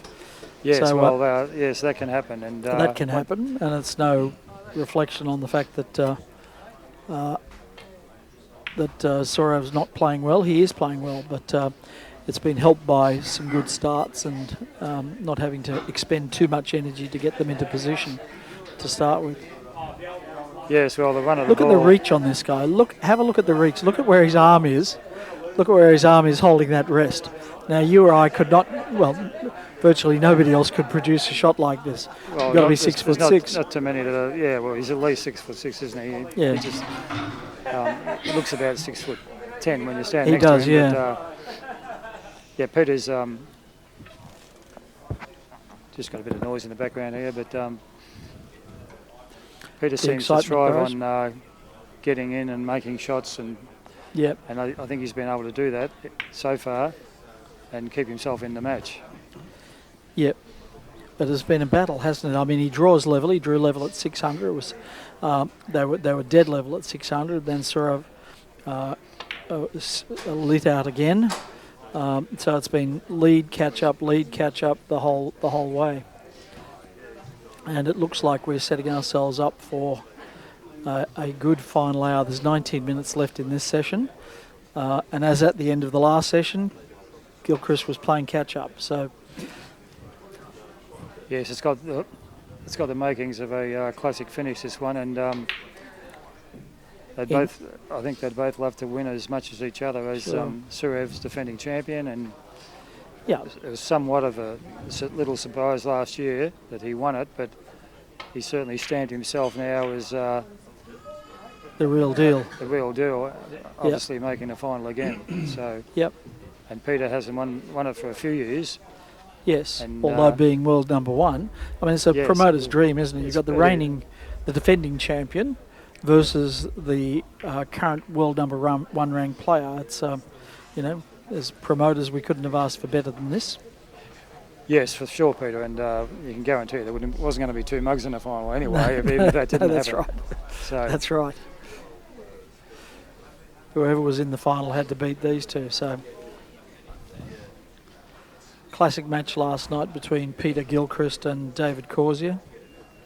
yes, and that was a great win by Peter, as David has had the better of Peter over the last few occasions, and Peter was able to get the monkey off his back. Yeah, I think there was a lot more determination in Peter than I've seen before in the group stages. He pounded his opponents. There was no letting up. He wanted to get a big point score to be well seeded into the knockout phase, and did that. Yes, he's a relentless scoring machine, Peter, when he gets puts his mind to it, and he's certainly got to put his mind to this situation, as any slip-ups could well end his chances of winning his fourth world title. David, you've won a lot of championship matches over long distances. Do you have to manage your energy levels through the match? Are there times when you go, okay, don't get too intense now, I need to save my intensity, or are you full tilt all the way? Well, it's funny, when I'm off the table, I'm surprised that a lot of players, top players, actually stare at the table and watch, and to me they're using extra energy by watching their player their opponent making breaks and hoping they break down. So they're actually playing 2 games while they're off the table. So I think it'd be a good idea if somehow they could sort of take their eye off the ball, so to speak, and try and rest your eyes, because you're looking at the table and then you go to the table, you want to score. So I still do. I like to go and even have a walk around, but when you're in an area like this, it's hard to walk around. So, Yes. but just to concentrate on looking at the table, basically non-stop, whether you're on or off it, it's very tiring, Yes. especially over a long match, you know. So what do you think about or meditate on while your opponent's at the table? All you can think about is what you've got to do, and positive thoughts and things like that, because you can't stop what he's doing. And what happens, as far as I'm concerned, is when you're watching your opponent, you start hoping he gets out of position, and you can even using body language to try and move the ball a bit further on, where it makes it harder for him. Yes. And so you're getting involved in their game when I think you want Yes. to conserve energy. Yes. So Peter's crossed the balk line there, but you couldn't say it's a pretty result. Probably take a simple cannon here rather than risk anything too fancy. Yeah, that's a pretty good shot by Peter. He'll just drop this in and play a drop cannon next shot. Will it reach? Will it reach? Oh, the last fibre on the cloth, that one. And that's how easy you can come unstuck. You've got a fairly simple shot for Peter. Yeah, but he's trying to be extra delicate to leave optimal drop cannon position. That's right. He didn't want to hit it much harder, because then he's got the drop cannons a bit too wide. So Yes. it looked easy, but it was delicate in another way. He wanted to be on that side of the white ball. That's glorious. I wonder if we might see a run of close cannons here, or he can play We'll them. definitely see a few. He can play them. This is, for those of you who haven't seen it, this is nursery cannons. And look at the delicacy. His head's up above the cue. He's not chin on the cue. He's standing above the balls to get a perspective. Yes. And he's moving his front and back hand at the same time. So he's rolling his wrist to create other delicate movements in the balls. Now he's broken it back down into top. The modern players don't like running too many. They're just really looking for an opportunity to push white behind the spot and red over a bag. Yes, and as he was doing those nursery cannons, I mean, that's what the great Walter Lindrum used to be able to do, and take them in around the table when there was no limit. Well, that's right. Quite remarkable. Except it's fascinating. It's a different philosophy. Walter, here we saw nursery cannons broken down into top of the table. With Walter, you used to see top of the table broken down into nursery cannons. Yes. Yeah. Well, he basically did what he wanted to do, didn't he? Yes. Peter, Yeah, pretty much. I'll play some open billiards, I'll play some top of the table, and I'll play some nurseries. Yeah, that's right. Refreshing That's himself. Right. Yeah. Yes.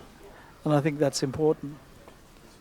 But there's no doubt that his most powerful scoring method, especially in terms of time, was nursery cannons. He holds, I think, every speed record in the game for speed of breaks. His fastest century was 29 seconds. And if you say that's 50 shots in 29 seconds, that's a lot of shots. It's a lot of shots, and it's great touch, and you definitely have to know what you're doing to do it that fast. Yeah, that's for sure. and you've got to have, I would suggest, a compliant referee. It's almost impossible. Well, it's almost impossible to tell at that speed. I mean, you're talking about a couple of shots per second. Like every half a second, there's a shot being generated, or close to. Have the ball stopped? Have they? Hard to say. So delicate, beautiful shot. Now, if ever Peter would want to make a 500 or 600 break, it'd be around about now in the final of the world title, when you're this is exactly the same behind. Exactly the same pattern as the end of the first session. Peter battling to get back on level terms. 2:45 break now. Got them tight at top. So let's see what he can do. He needs to muster all his powers of concentration in the next 12 minutes. Yes. And they are substantial. Yes, it'd be certainly nice to come back for the last hour, have a small break and come back for the last hour and still be at the table and stamp your authority on the game there. So, Yeah, there's an hour and a half break. an hour and a during half that break. time, Okay, yep. that's a pretty good break. And during that time, we'll be playing an entertaining Scotch doubles game to keep the crowd interested. Oh, I'll keep the crowd interested. Not involving Peter or Sourav, but Well, I'm sure you'll see a variety of shots there, Peter. well, you'll see some pretty horrible ones, I imagine, Exactly. Dave. So, Scotch doubles billiards is always entertaining, especially if you put a great player who has precise position with an ordinary player who's very loose position, and you allow them to complain about each other. Yes. Well, I've got to say the graphics here is fantastic. Thanks to Dan Lynch and Cue Ball Yes. TV, you can see the spin of the ball up close. You can see the finger marks on the table even, and full credit to Dan Yeah, unquestionably the best coverage we've had in billiards for sure. ever. There was some very good coverage out of Qatar at the IBSF in 2015. This is better, I believe. And I'm not just saying that because Dan's sitting next to me. Stunning off, keep control, bring it up for a drop cannon. It was Has like he he got it didn't up hit the high centre enough? jaw there, just missed the Yes, centre jaw, yes, and once they hit the yes, yes. jaws, You anything dominate. can happen. Yep. If the balls don't want to be kind to you, they won't be. Sourav shakes the head in the background. I was talking to him, he was telling me that his dad Manoj is a hard taskmaster. Yes. He's- 6 to 8 hours of practice every day. They had a religious festival on in the town. okay. Sourav was not allowed to go. Normally there's dancing and feasting and not allowed to attend. He had to put in the table time. So if discipline counts, and it does, then Sourav is well armed. Well, he's put in the hard yards, and that's why he's such a hard player to beat. Yep. And he's got a certain carriage about him now that he didn't have 2 years ago. The way he carries himself, the way he presents, he looks like the goods. Yes, well, he's got the record on the board now, and he's got that aura about him, and Yep. not only his standards improve, he expects to Yep. win it most of the time. And he's developing a fear factor. Players are Oh, absolutely. are suddenly concerned about him on their side of the draw. That probably wasn't the case 2 years ago, but the mental attitude creates the player. Yes, well, definitely he's one of the players to beat. Will be for the next 10 years at least, I'd say. Yes, Having said that, Peter's Peter's the left established himself a star, little bit isn't he? awkward there. Caught the white a little bit too thin, which pushed So it over what- too far to the side of the table. What are his choices, David? Well, he's got a long, he's playing a long Jenny, Yep. which is a little bit more difficult when the ball's out from the rail because you're Yes. coming at a sharper angle. So you've got to be pretty precise on this. And you'll see the spin on the yellow ball here, trying to spin it in Got the it. pocket. But also played it in a way that he left himself and then off as well. Yes. It's one thing to get the shot, but to play position Yes. off difficult shots Usually too. it ends up, not usually, but often it ends up frozen on the opposite rail, Yes, doesn't it? that's right. Because a lot of players are that hell-bent on making the shot that they forget about. Yes, yes, It's hard enough for making the shot, let alone make position It's a off tough a shot. difficult shot. Right. tough shot. But you handle it very well, Peter. Seems to be relishing the situation at the moment.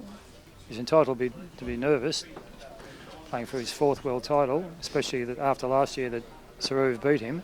Yes. So, I think this is the first time for quite some time that we've had both Pankaj and Mike Russell and the other superstars in one place at one time. So this is perhaps a in some ways a more legitimate title than has been on offer in several years.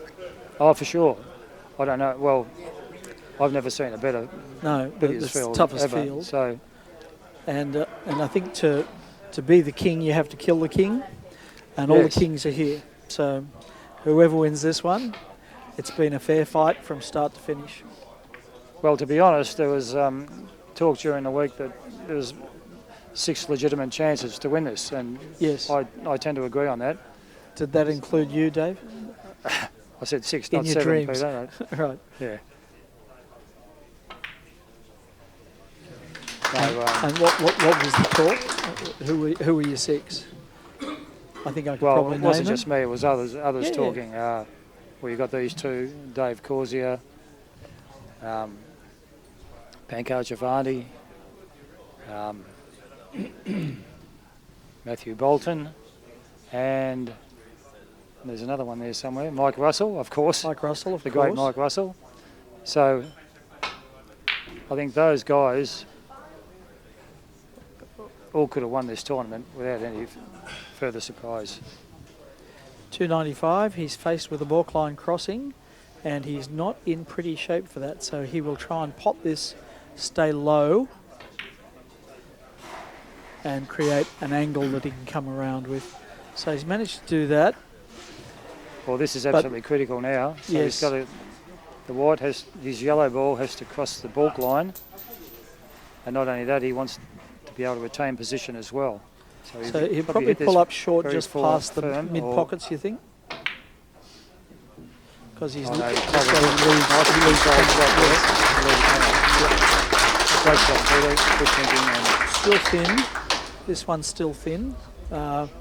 If he's playing the cannon, which is the safest option, he might need some check on this. Successfully negotiated. this has been a terrific break under pressure. Absolutely. Peter. And have a look at the scoreboard. 917, 916. This shot to draw level. That didn't Well, work well, out. He's got the score. He's now in the lead for I think only the second time in the match. He led briefly as they passed 600. He leads again as they pass 900. 4 minutes left on the clock. We have a 1 hour final on our hands. At Certainly the start do, of the next and session. If you are not all back here in an hour and a half's time, you are going to miss the shootout of the century in billiards.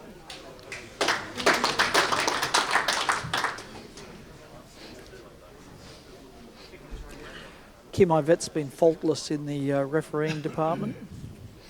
Sourav did ask her to speed up the ball a little bit. She just acknowledges to Peter that he's entitled to Yes, ask if the ball is in balk, is in the D, correctly spotted. She nods her assent to say yes, it is.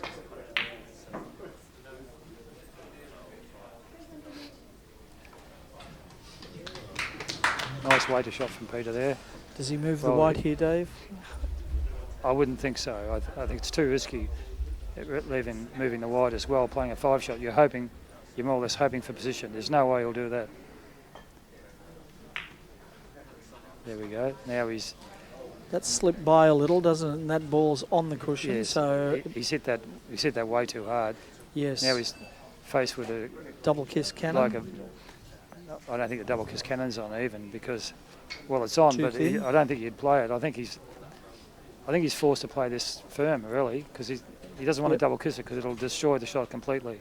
Might even play it hard. Yeah, there you go. Did anyway. Probably even should have played it harder than that, I think. In fact, it's just a careless shot. Line harder than that because the Straight past the double kiss. And yeah, he just sort of hit it. Because Watch out, my opponent's in Sydney. I've just had a personal tip from David Collins. yeah, the ball's way too close to the cushion to. Well, I thought he played a little bit too soft, even that. Yeah. But if he had hit it thinner, he probably would have got it. But as I said, it was just a careless shot from Peter, and he'd be disappointed with that because he still had reasonable control.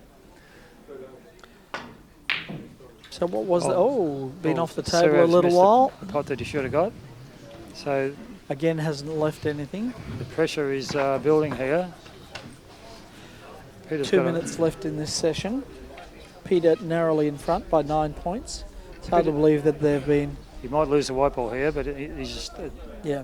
but he needs to play at a certain pace to make the shot. So I know.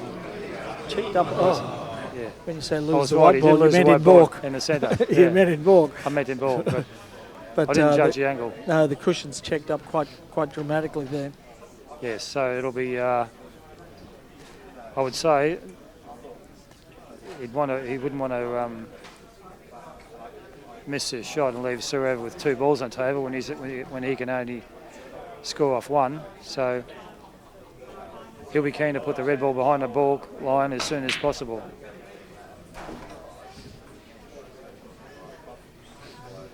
Well, he tried to do it there, but it hit the jaw.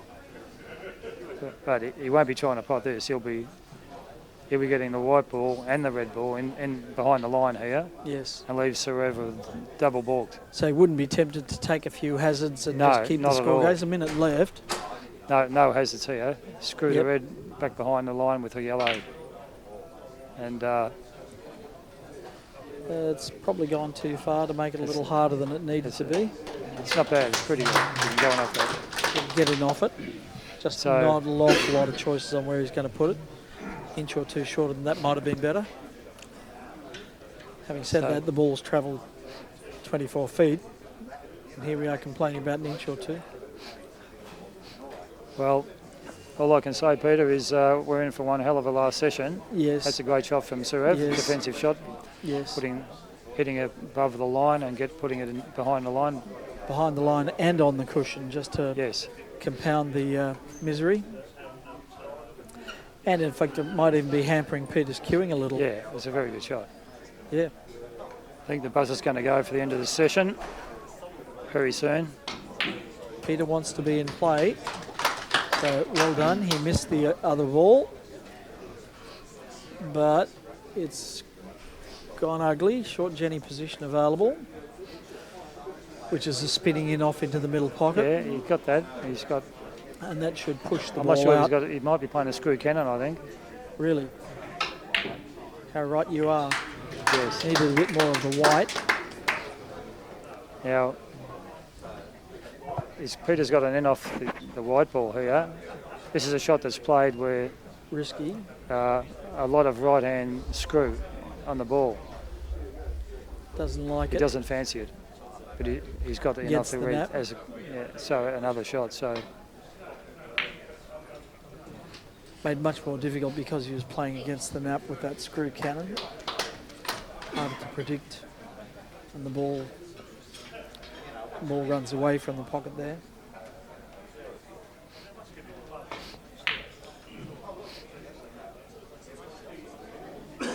yeah, Peter's dad's down with him. Might have been mentioned earlier. Frank, great bloke. Yeah, Frank, and been talking to Frank, and he's thoroughly enjoying watching Peter playing over here in Australia in the World Final. Yeah, Peter's mother passed away a few years ago.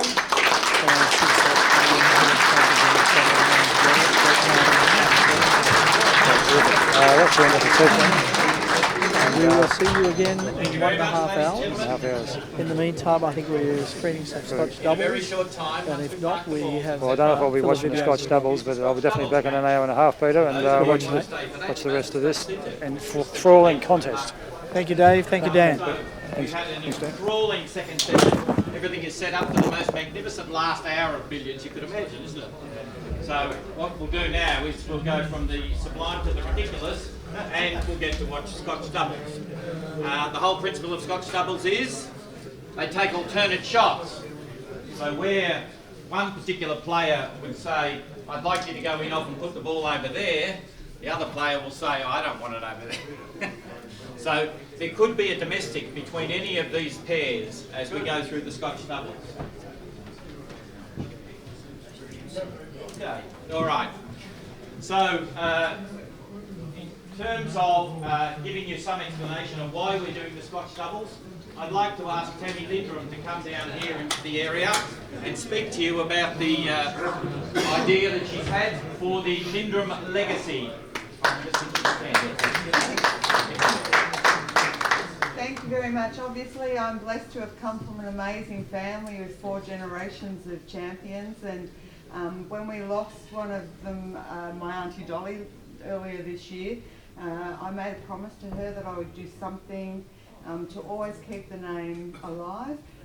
So this is the first year that we will be donating a grant which will be decided by the Scotch Doubles tonight, and it's funds that will go back into really raising the profile of the sport in Australia, or helping do that. So really proud, and next year we'll be doing something else as well. So this is just the start, and I hope you enjoy, and it'll be great to see where they decide that the funds end up. So thank you very much.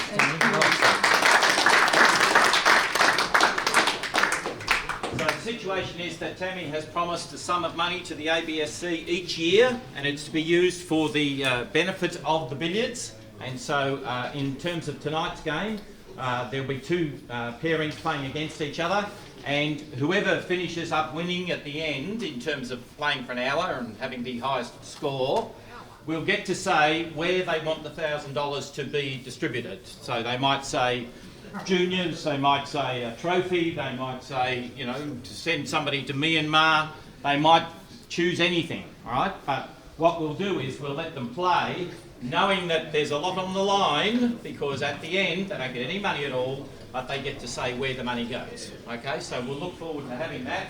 And for the moment, I'd like to introduce the players in the Scotch Doubles so that you can have an understanding of the excellence that you're about to view. So the first pairing is made up of our current World Women's Billiards Champion Anna Lynch, and from England, Rob Hall.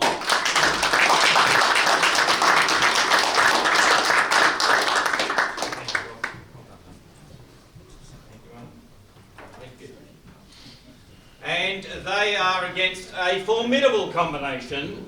These people have been in secret training for a number of months, knowing that this event was forthcoming. From South Australia, Judy Dangerfield, and from Victoria, Steve Benson.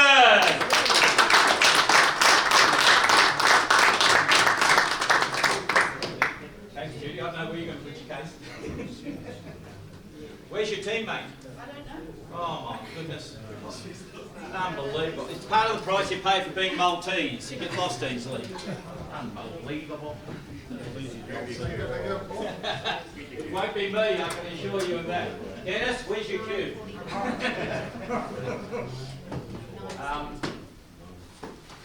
Friends, yes. Could you be somewhere close to that scoreboard? Because I need to have somewhere that's keeping track of the scores, unless you want to write, mate, I'll just put it in my head. No, I shall provide you with a blank sheet of paper. There you are, there.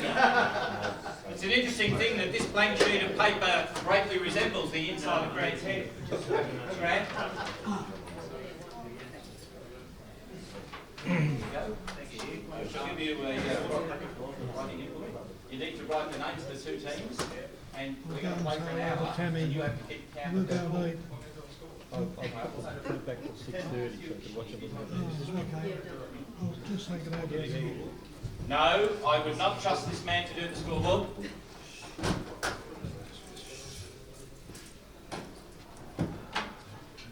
So, Rob, you understand the conditions, that you get no money at the end. It's only glory. It's $1,000 to be distributed for the furtherance of the billiards.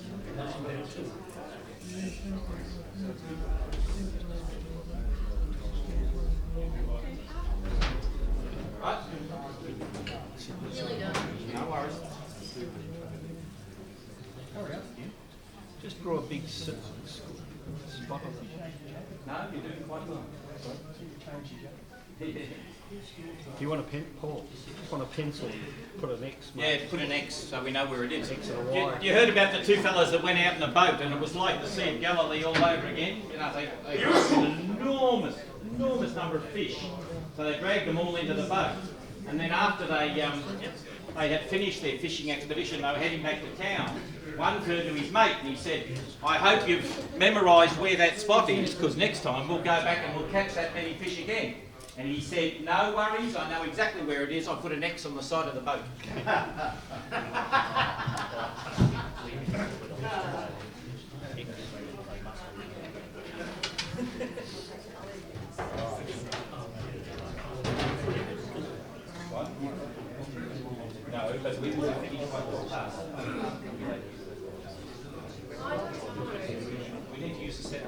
So we either use those or you go out to the room and get mine. Put the oil back. Yeah, Oh, to 6:30. well done, good on you. It's meant to be 6:30. It said 6:30.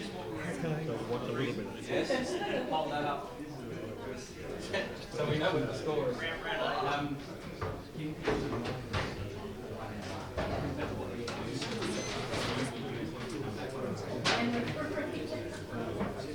All right. So, he's gone to get some water. What was he doing for the 20 minutes while we were waiting for him to turn up? Unbelievable. You just can't get good help, isn't that so, Lyndon? All right. So, our situation is we need to get people to string for break, so we're going to be ready to start. We have the timer set. And when we finish, then Praveen and Kim will be able to make sure that the table's brushed and pads and get them all set up for the last session. Okay? All right. Toby Collins, what did you do with Steve Gilchrist? Thanks, Dan. All right. Could I have the two team members here, please? Could I have the other two team members here, please? Right. Who is the captain of your team, Judy? Oh, this was your chance. He wasn't in the room yet. Okay.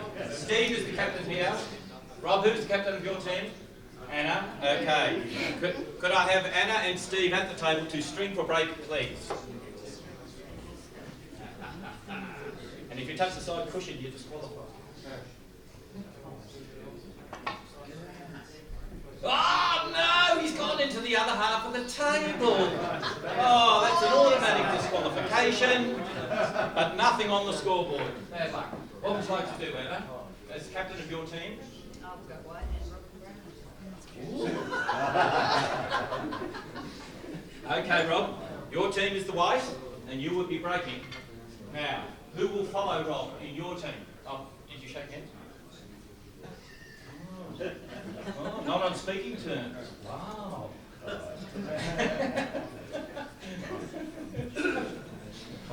Who will follow Rob?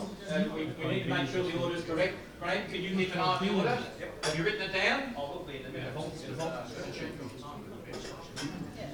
it's alternate shots. Oh, yes, that's right. Yeah. Doesn't matter. All right, doesn't matter. Okay. So you're the first in your team, and who's the first in your team? Okay, fine. All right. Best of luck to everybody. When you're ready, thanks, Rob. 1 hour.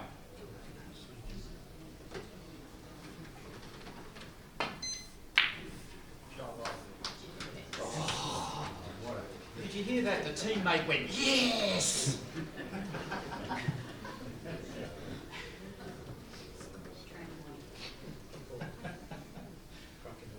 You did exactly what the captain told you to do. That's good.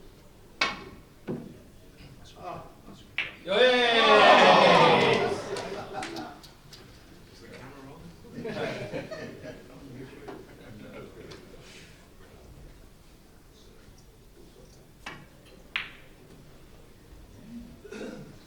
Drop, big gill.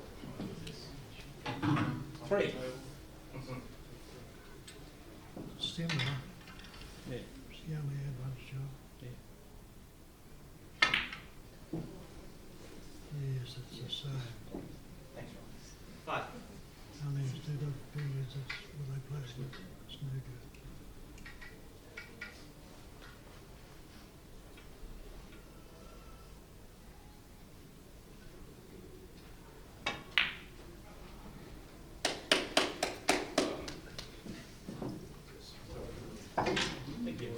All 7. Is it being used for anything important?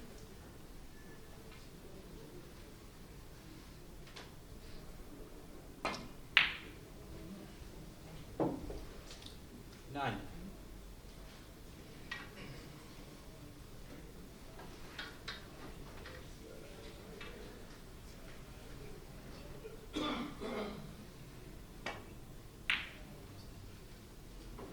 Eleven. Tim Long. Don't look at her in that tone of voice. Easy, Rob. Just an expression. Captain smoke. 13. Welcome everybody to a Scotch doubles session in the interval of the Gilchrist and Kothari final. We have an alternate shot between Rob Hall and Anna Lynch on one team and Steve Mifsud and Judy Dangerfield on the other team.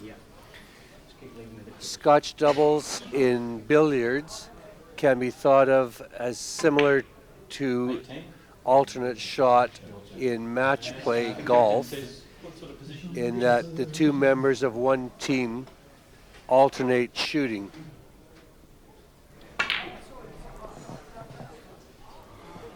$18 to the Hall Lynch team.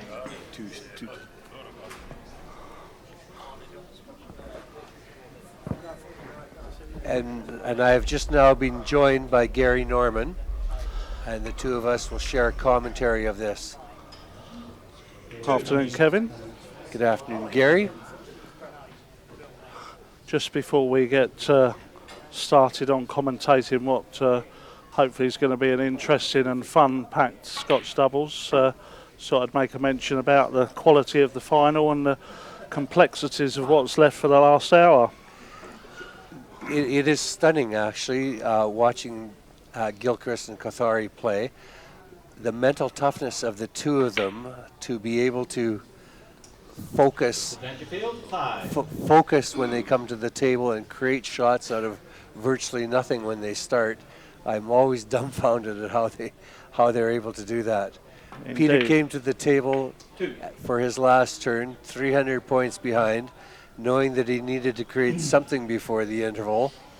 And the table wasn't exactly set up brilliantly for him when he came, but he manufactured an opening shot and took it from there to have a break of 300 and get himself right back into the match. Indeed, and it's fantastically poised now for what hopefully is going to be an incredible final hour when they resume.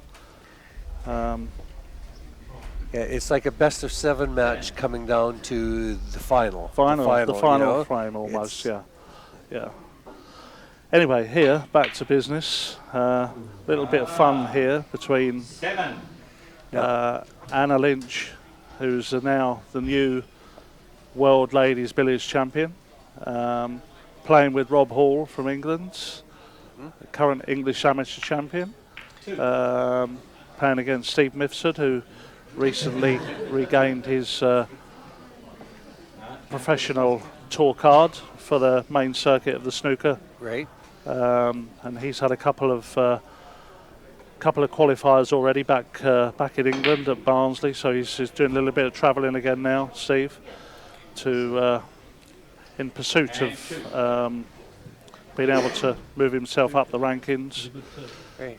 And also Judy Dangerfield, who was the runner-up to Anna in the ladies' final, which was concluded yesterday, I think, wasn't it? It was, yes, yesterday afternoon.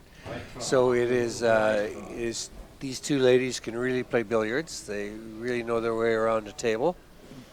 And whereas I'm not sure if the spectators to this match can hear what's going on in the microphone at the table, but whereas in a regular billiards match the players don't do a lot of talking to each other, these players have been encouraged to chat a little bit, yes, engage in trash banter, talk each other, as they would say.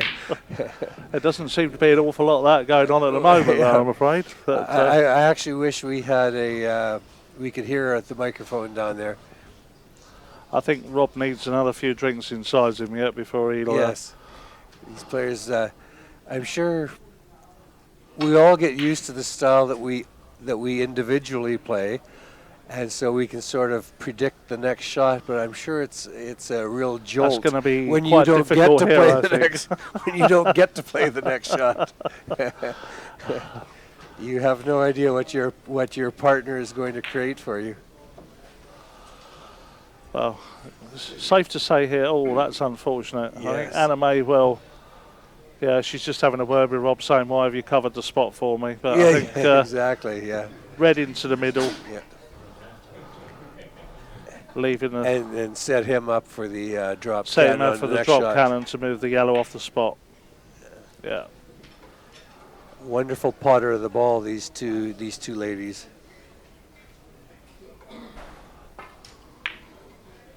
Uh-oh. Well, what can I say? Yes. Mr. Hall. That's a bit of a shocker there. As you suggest, Gary, probably not enough Not enough lubricant in that alcohol. cueing hand. Not enough alcohol.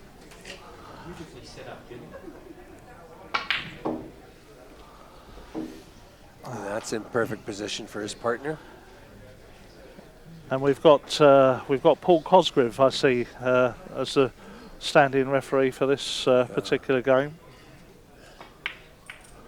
Paul is head referee here this week.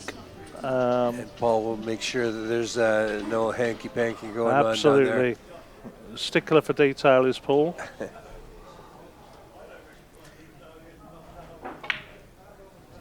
As Gary, I'm sure you would agree, most English billiards referees are sticklers for detail. Indeed, but Paul is actually Australian, so so he runs things with regimental precision, generally speaking. Does Paul? Okay, there's a nice little touch shot. Now, let's see if Judy can make the... will Judy, I think Rob's just telling her, or rather Steve's just telling her to play white first here onto the red. Just a gentle brush cannon. Oh, yeah, okay, that'll work. Yeah, it's left Steve with the in off. Yeah. Get that into drop cannon position. Well, he'll for probably Judy. try and push the red up so that Judy can go for red in the middle, I think. Okay, yeah. Make it a little bit easier for you, Yes. you know. And now he'll be asking her to pot the red possibly, or no, he's going to leave her to go to play the in off. I didn't have a chance to watch the ladies' matches very much, but what little I did watch, it seems to me that Judy is an extremely competent potter of the ball and snooker player, but she is, perhaps might not have as much experience with billiards. No, but I think I don't know her game overly well, but I think that she, from what I understand, she's improved significantly over the last year to 18 months. She has excellent form for sure in terms of taking her stance and lining up for potting. She absolutely, and I've watched her pot enough to know that she's very competent at that. Yeah. Now here's an interesting touch shot, a bit of a drag. Oh, nicely done. Nicely done by Anna. Anna in particular has quite a knack for being able to spot the non-standard billiard shot, I think. Ones that the top players, the men players, would normally take for granted. Yes. You know what I mean? Yeah. Exactly. And you wouldn't necessarily expect too many players to see, but she sees them instinctively, and I think that's one of her strengths, really. Obviously, Rob's strength is not potting a straight red into the corner. No. We just saw that. Yes. I saw him earlier in the interval, and he was sticking to the coffee before this match, and I'm not sure that was the appropriate strategy. I'm not sure it's serving him well. I think Anna's other half, Grant, who's standing up behind in the Zebedee polo shirt, is probably winding Rob up as well a little bit at this stage. And why not? Now, Gary, Anna just won the World Women's Championship, Billiards Championship, down here in Melbourne, Australia. Mm-hmm. But the other dominant name in ladies billiards is Emma Bonney from the UK. Yep. And she isn't here. Nope. It would be a very interesting hypothetical matchup between Emma and Anna. Have they ever played directly against each other? I think that they will have done. Anna came over to the UK to play maybe about 5 years ago from memory, I believe, and I would imagine that at some stage there that they would have played. I can't recall exactly, but I would imagine that that is the case. But it's difficult to compare the two because they haven't played each other that often, and they're opposite sides of the world, so to speak. It's fair to say that it would have been a better test for everyone if Emma had been able to have made it here, but that was not possible. And at the end of the day, you can only win an event with the people that are placed in front of you. Yeah, that's exactly true. So can't take anything away. Absolutely not from Anna. She deserves to win. Emma, of course, is a very, very talented cueist. Good snooker player as well, actually. Very good temperament. Yeah. Now, I've seen her on YouTube, but have never watched her live. Yeah. So that's one of the things I want to get done. Yep. And if we in Canada, in Winnipeg, are fortunate enough to host the World Championship in 2021, it would be a wonderful thing if we could get these two ladies from opposite ends of the world to meet in Canada. Yeah. I think a lot of it... Because clearly they're the world's two best. Oh, absolutely. And hard to put them into ranking of one or two. Yeah. I think you'd have to say that they're right now number one and number A, with no differentiation. Yeah, it would be unfair at this stage to differentiate. Yes, yeah. I think that's what I'd say. I think from Emma's perspective, it's about the availability time-wise to be able to participate, to be able to travel such distance, to be able to play. Because obviously, even Canada, a day to get there, day to get back, and then the time in between. It becomes an element in itself, doesn't it? It does. In terms of an entire vacation. And Anna, we just learned upon getting here, earns her living as a jazz pianist. So I am sure her availability to travel for billiards is heavily dependent upon her schedule as a pianist. Exactly right. Yeah, exactly right. And I'm sure she can't predict that. There's a nice shot by Steve, a very lovely touch shot. Yeah, I mean, at the end of the day, there's only, even in the men's game, there's only a few of the top players that don't have a day job, so to speak. That and family life always pretty much has to take precedent, doesn't it? It does. Unless you do this for a living, and there's probably only less than a dozen people in the world who do that for a living, right? Exactly. Perhaps the Indian players and Peter Gilchrist are the ones who do it for a living. Yeah, well, I think you could count them on one hand, quite frankly. Yeah.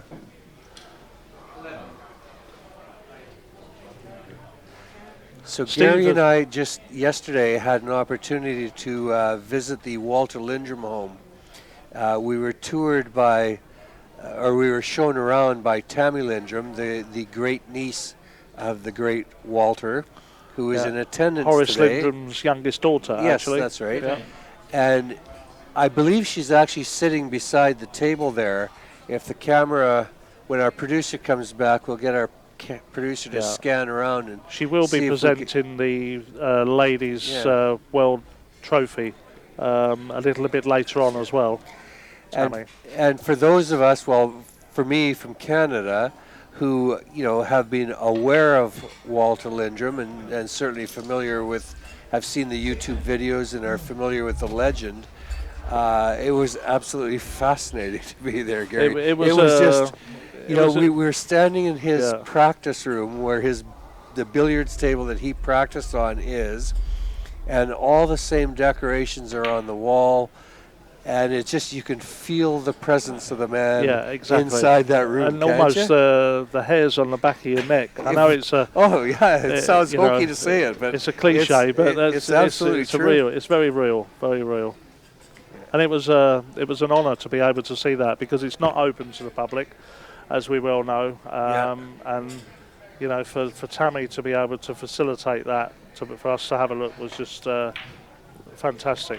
Yeah, now Tammy lives in the Gold Coast. She doesn't live in Gold Melbourne. Coast, that's right, yeah. And I don't know, but it's probably in the range of a 6 to 8 hour drive from, or perhaps more. More than that, probably more than 10 that? or 11, I'd say, in terms of drive, because it's about 2 hours north, I think, of Sydney. Yeah, so very gracious of Tammy and her husband to come down here to give a few international players a tour of the home, and then to present the trophy to the World Women's Champion. Indeed. Extremely gracious of her to do that. And Team B, 26. I thought yesterday, I don't know about you, Kevin, but I thought one of the most eerie things of all was to actually have Walter Lindrum's passport in my hand. Yes. You know, yes. to be able to look through it. Yes. You know, knowing that he would have carried that everywhere with him. Yeah, you know, obviously. You for know, sure. And one of his most and he was treasured- extremely well traveled. Yeah. Indeed. And as a Canadian, what was interesting to me is the last stamp in that pad was from Montreal. He was in Montreal in 1936. 1936. 36, was it? Just, I think, a matter of weeks or months before he passed away. Yeah. And interestingly enough, that book that was showed to us yesterday with the grey cover, yes, that I'm sure you'll remember. Yeah, I do. I said I had never seen before. I inquired with one of the billiards historians, a very well-known billiards historian, by the name of Peter Ainsworth, whether he'd seen a copy of it before. And he said that he was aware of it, but hadn't come across one. And he prophesied that maybe Walter was given that or acquired that when he went to Canada, because it was published by Brunswick, so it may well have been during his tour of 36 that he acquired that book. Yes, dear. Now Brunswick, I'm familiar, I have a Brunswick cue myself, and Brunswick tables are very well known in Canada. They're a Canadian company, aren't they? Yes, yeah.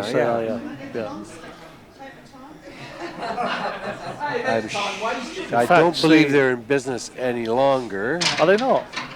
I haven't seen a new Brunswick cue or table for ages. In fact, I was considering putting in a billiards table in my basement, and so I was Googling Brunswick to see if I could see their line of tables, and there's really nothing current. Right, okay.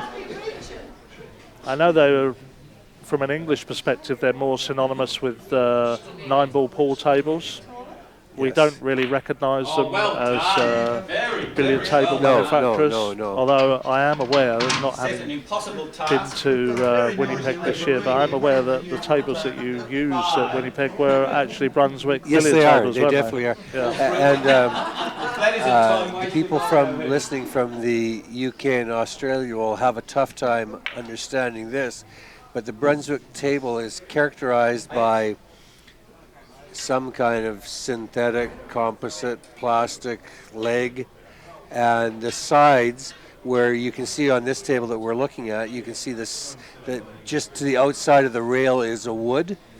Well, on a Brunswick table, it's melamine. Or melamine or plastic or some kind of thing, and the pockets are lined with plastic, not with leather, which is, so they certainly have a different appearance. Now the bed plays, you can put a proper cloth on it and the bed will play and the rails will play every bit as nice as these tables.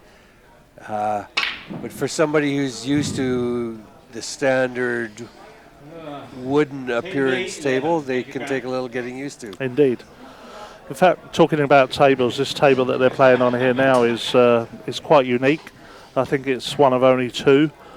And as I understand it, Andrew Ricketts has got what almost is the twin of this particular table, but was created right after this. They're serial numbered. Yep. And Andrew Ricketts has the table that is the serial number immediately after this one, but with a different patina of wood, I believe. Yes. And also, I don't know if you noticed yesterday, but Walter's table in his house was exactly the same style as this. Exactly the same style, but a different wood. Different wood, Yeah. but everything else was exactly the same, even down to the replacement of what would have been the brass corners. Yes. Where they've been replaced with inset corners, pocket corners with the ebony infills. The black ebony that you can see.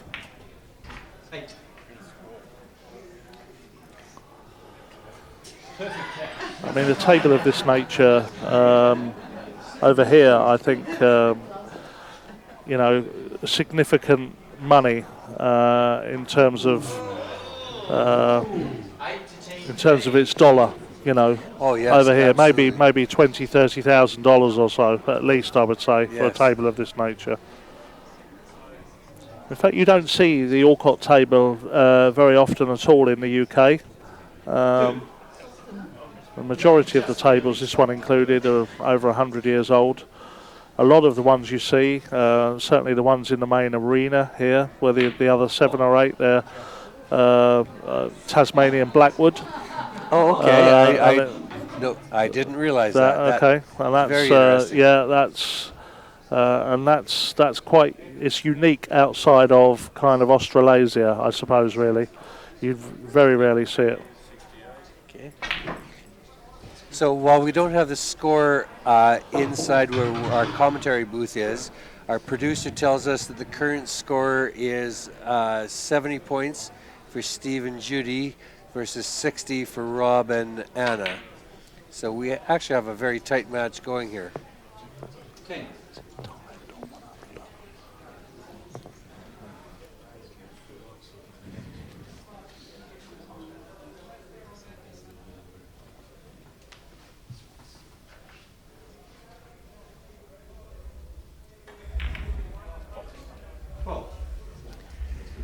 And Judy is actually showing a considerable degree of dexterity here in billiard shot. Just some nice little cannons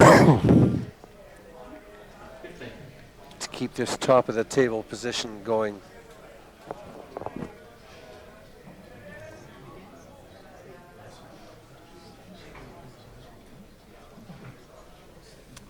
Of course, this is not too dissimilar to the main event. This is a timed match we have here. Nice shot again from Judy. Excellent shot, excellent positional play. 18. They seem to be gelling quite well as a team, these two. 20.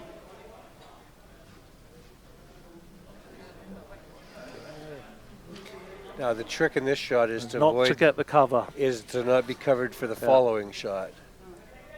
So let's see if she can figure out a way to give Steve a clear angle at that. 22. She's done it very well, very well. Excellent.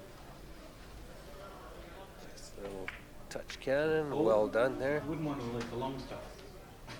These two are not going to want to play individually again. They're playing so well as a team. Just turning to Steve for one moment. Steve has been setting the world on light with his break building ability recently within Australian events. I'm aware that he's had a 500 plus and a couple of 400 pluses in only last week actually in events here in Australia. So coming into the main event, he was in good form. Very capable player, very quick, and he sees the game in terms of visual aspects, being able to see the shot very quickly. Yeah. He's one of those players that his first instinct is probably the right instinct, right?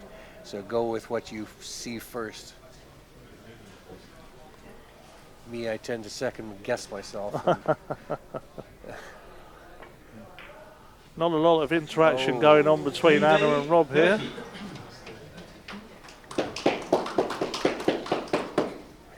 Judy, I think, would like to have that one back again.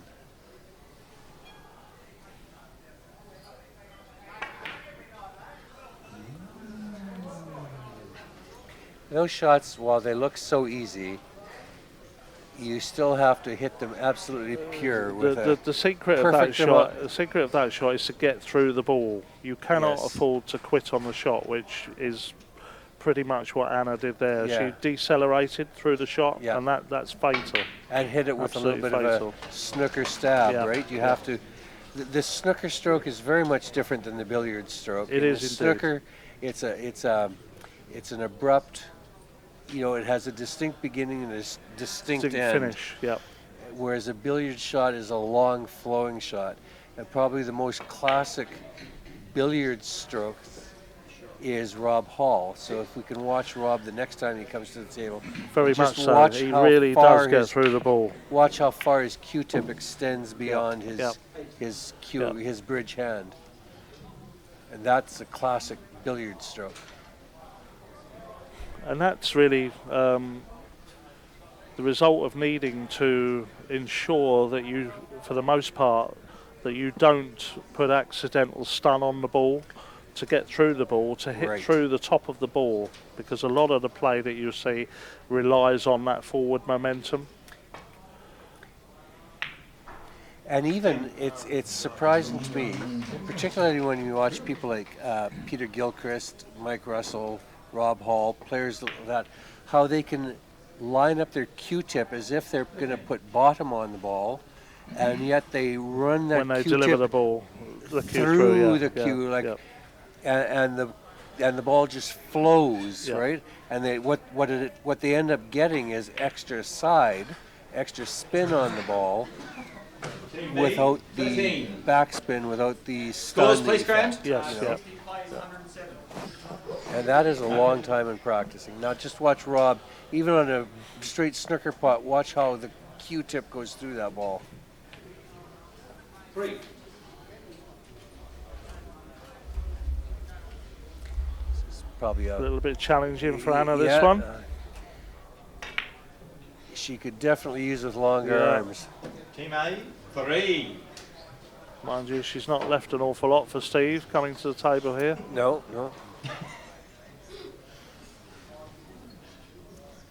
Will he play this one rail or off the bottom rail? You would normally probably try and play this 2 rails, I think. Rails, yeah. Gives you Side rail and then bottom rail? side rail Or and top bottom rail, I should say. yeah. And he's not quite sure what he's played there. Wide, And- according to Paul. Yeah. He's just given a wide. It's safe. It's safe. 2. Nice to see Paul's got a sense of humour here too. Yeah, often with shots like that, which we were just talking Now, about. is Anna shooting the wrong ball? No, No, it's okay. the right ball. Often with shots that we were just talking about there, where the one on the two cushion. To play Yes. off the 2 cushion, you give yourself a wider object ball, because Yeah. you've almost got 3 balls Yeah. width That's to right. be able to judge it off of 2 cushions, whereas to get the thin contact off of 1 cushion only is much more difficult. Yeah. And also, to play it that way, you might not end up leaving yourself much at all. So Rob was trying to point out a shot for Anna, and Paul chased him away from the table. Team A, 7. A little bit of a fatigue setting in, I think, here. I know exactly how Anna feels. I've missed several pots exactly like that myself this week. All right, it looked easy. 3. Now then, Judy. The 1 or the 2 cushion cannon. White's the side cushion here where the black disc is on the rail. Yeah. He's just spotting it correctly for Judy here.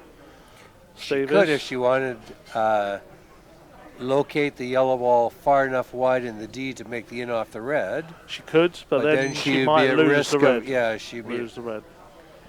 or if she hit it hard enough, at Yeah. risk of losing both the red and the white. Steve's just explaining the shot to her, just to play with the trace to left-hand side, probably. Not too hard, that's the key. 5. Brilliant. Yeah. Unfortunately, just a little bit too A heavy. little heavy, a little hard. I left Steve with a difficult shot here. And that is a good illustration right there, Gary, of how supremely easy the game looks and yet how difficult it is. It was a relatively easy shot that Judy made. Yeah. The difficulty was in hitting it soft enough to allow yourself the next shot. Correct. The shot itself was straightforward. Judging the pace is way from straightforward. Way from straightforward. Way from straightforward. And that is the essence of English billiards right there. Yep. And that's Should we that's often something that the layperson does not appreciate. They don't appreciate those complexities. And that shot that Anna just played there is another shot that you wouldn't appreciate the difficulty. She was inside the natural half-ball line. She's played it with and had extreme to play right-hand side. Yes, extreme check siding, and did a great job of it. Yep. Brilliant job of it. Now there's another shot here that she hasn't spotted where she could play from wider over near the other spots in the D to get the cannon from yellow to red, promoting the red across the table and the yellow down the table, but she chose not to play will that. Rob hit this hard enough to get his red near the yellow? Yes, he will. That's the idea. Gather them again. And there you go. Now here's a chance to get that yellow away from the red, away from the rail, I should say. Well, again here with this, it's not overly straightforward. The shot is probably yellow first onto red, but very slowly. Yeah. She needs to play it slowly. Yeah. And keep the red within range of that pocket. Or push the yellow behind the red. Yeah, she's gone for the first option. Yeah. That now then leaves the ability for a short loser off of the yellow from the D. Yep. If the red is not in position. Yeah. And Rob again gathering the balls. Yeah. She's actually going to play that off the red here now, I think. Very short Jenny. No. Oh no, she's off the red. And now Rob might choose to play it off yellow perhaps to get it into play. But he's ignoring that difficult shot. The angles are difficult to see from the angle that we have. Lost the Perhaps red now, that's too fine a cut. Now he's left Anna that shot now. Yeah. Now Well, she Anna can has play no the- choice. She's got to play that short Jenny now. The key with this is pace again. It has to be slowish, otherwise it won't accept it in the pocket. Having said that, she stowed that one in. Mere mortals like you and I would need mere mortals like you and I would have to play it slow. She absolutely took that shot in her stride, I think. Yeah. So it's going to be interesting to see how these two partners maneuver that yellow ball around to have a shot at getting the red out of back.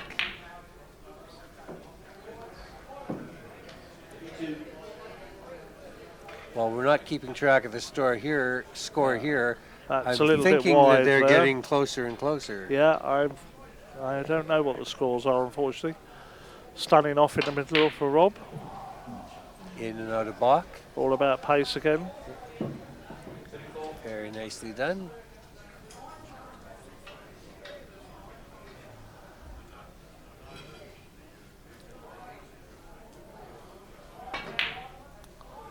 See, even that shot on, she's lost the yellow, I think, here now, maybe. Yeah, she has.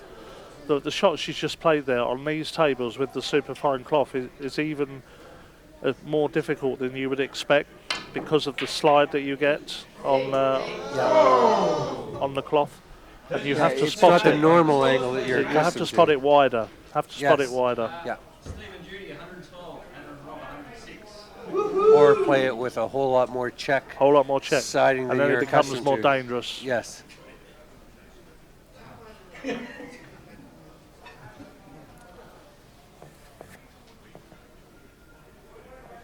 Tough shot for Steve here.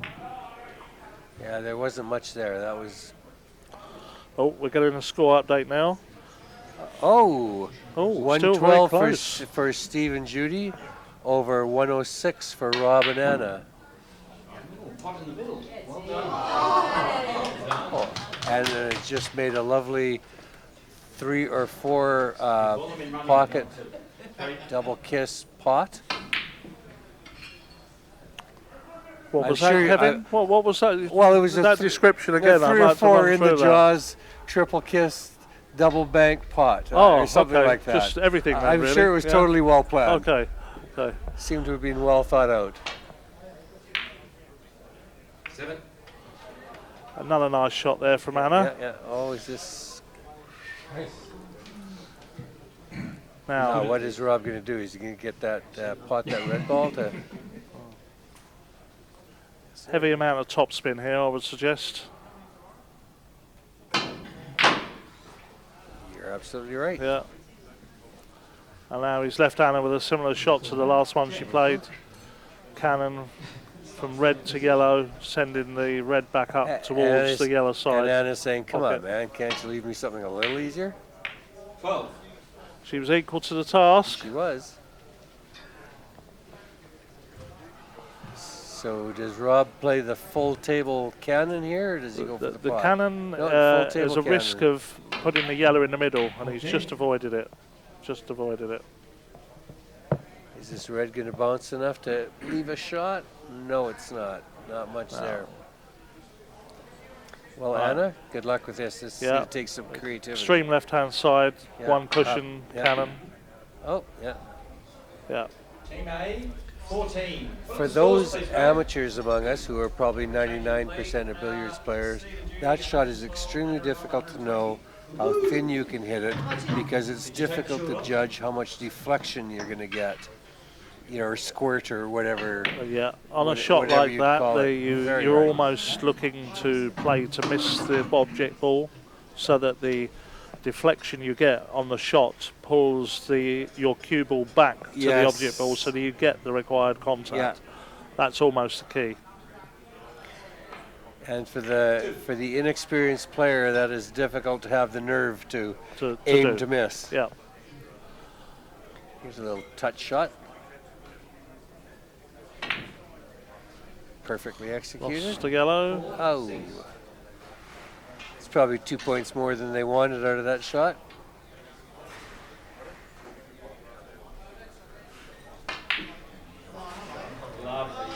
Great drag in off from Rob. That was a gutsy shot. That was a gutsy shot. A little bit of an exhibition shot, I think, there from Rob. Probably not what we could expect Sourav and Peter to be playing in this I would final say hour-long session coming up. We probably won't see that shot, will With we? only 2 balls on the table, that's a categoric no, I think.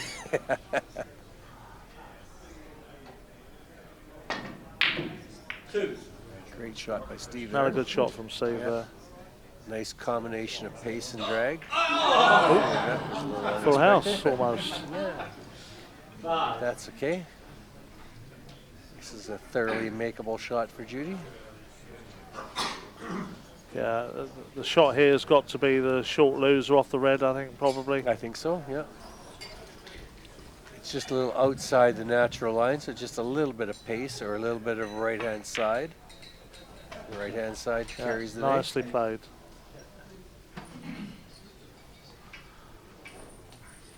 Now, this is one of those drop cannons that pace, again, is all important. Not too heavy, almost wants to lay on the white. 10. Having said that, again, Steve has proved me completely wrong and played his alternative shot. Because the danger is that you hit the red too full, it hits the end cushion and then bounces out of play up the side rail. That's a very nice shot there. 13. Nicely played shot, that. 15. Again, too wide here, so Judy's going to have to play the one cushion cannon off the back cushion. Off the end rail. Yep. Steve is setting up so Yeah. she'd prefer not to hit it fully flush off the back rail. She'd prefer to clip an edge. The key if with that's these possible. shots is to pinpoint in visually a point on the cushion where you want your cue ball to hit to make the cannon. Yes. And she's done that perfectly. Yes. Probably a little bit more than perfectly. Yeah. Talk about nipping an edge. But it's ideal. Yeah. 19.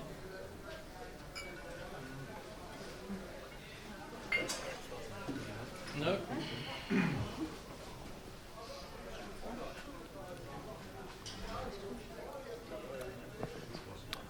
So we come up to almost the 18-minute mark now.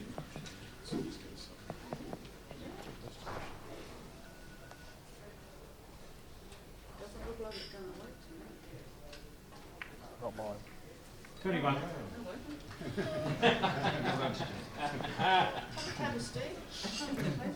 And the commentators in the box are being driven crazy by the sound of an alarm here. And we're unable to identify the location of. The said mobile phone. Swap with me. Yeah? Oh, okay. Just having a I'm filling in for little change of commentary here. And I'm joined by... Dale McKay. Welcome, Dale. Thank you. 26.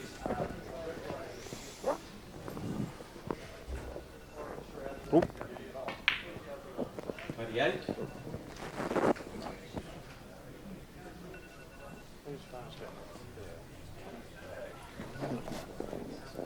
We've still got a mobile phone going off somewhere here within the commentary box, but we can't locate it.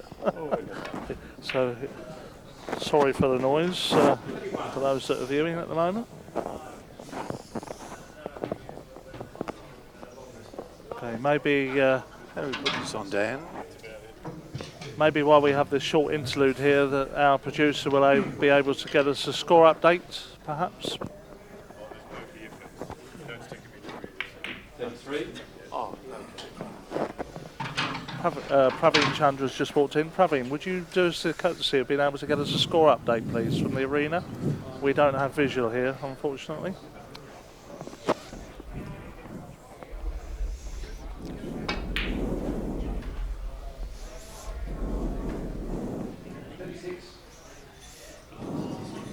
Okay, and the combination of Steve Mifsud and Judy Dangerfield continue to make good progress. Stringing quite a few nice shots together. Unfortunate there, Steve just missed the difficult cannon. Not quite sure what that break was, but with the referees clapping, so it must have been a worthy contribution, I think.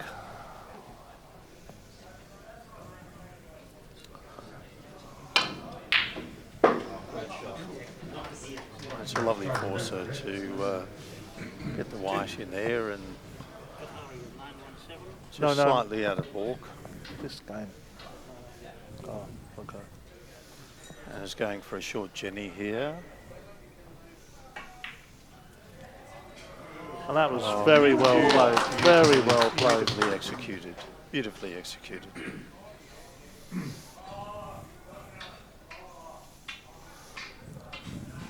Again, Rob may decide to try and play the up and down cannon here to just pull the red out into play. Weight here is important.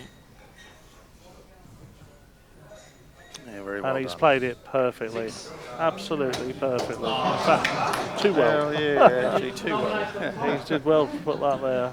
But he's left a nice standard short loser for Anna into the opposite corner pocket.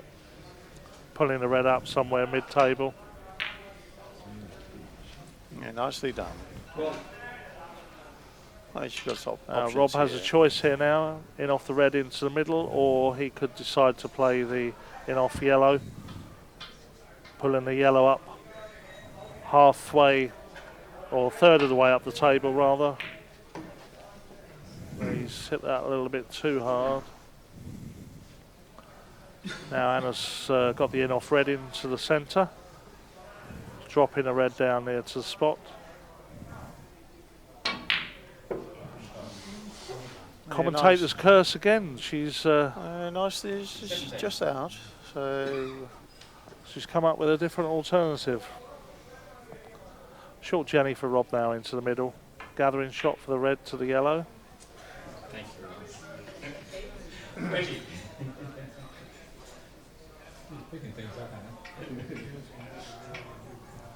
the current world champion women's billiard player making a decision.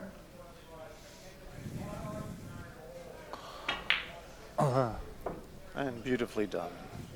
23.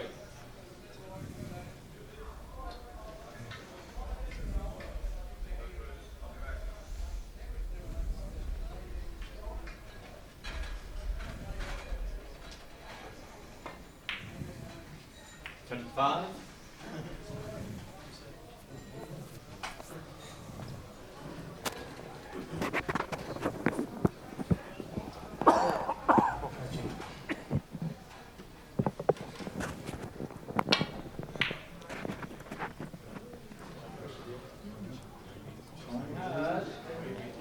Oh, what a nice shot that is.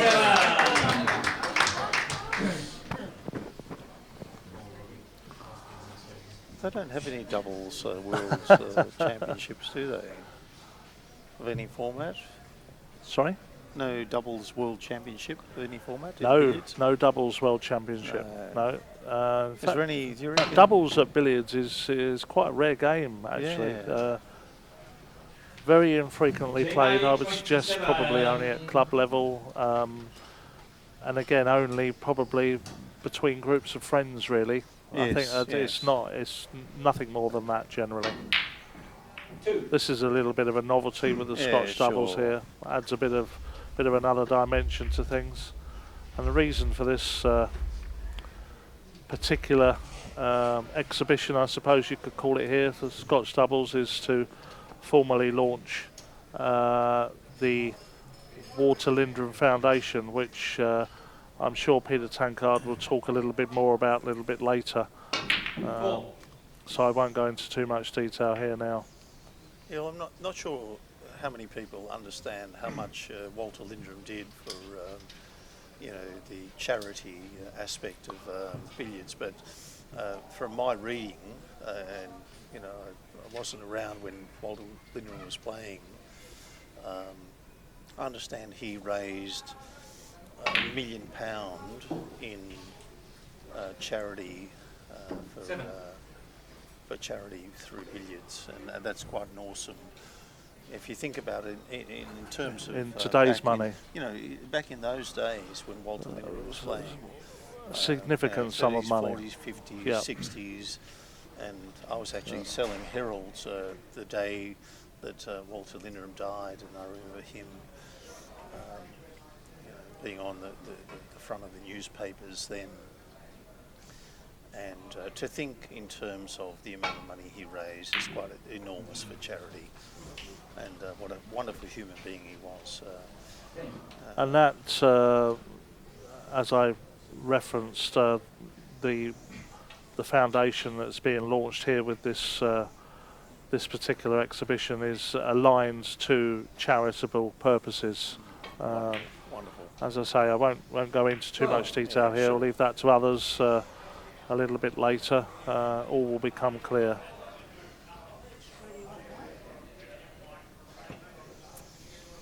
There's Steve Bissett giving some advice A here. little for bit of Judy. on-field coaching. Yes.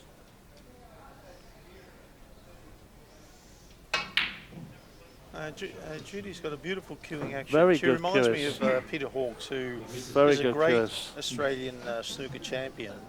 Peter Hawkes won the Australian Championship back in 1987. And Judy reminds me, when she gets down, of Peter Hawkes, who I think has got one of the great classic cueing actions. Beautiful cueist, and she reminds me every time she gets down. You don't see too many women playing snooker and billiards these days.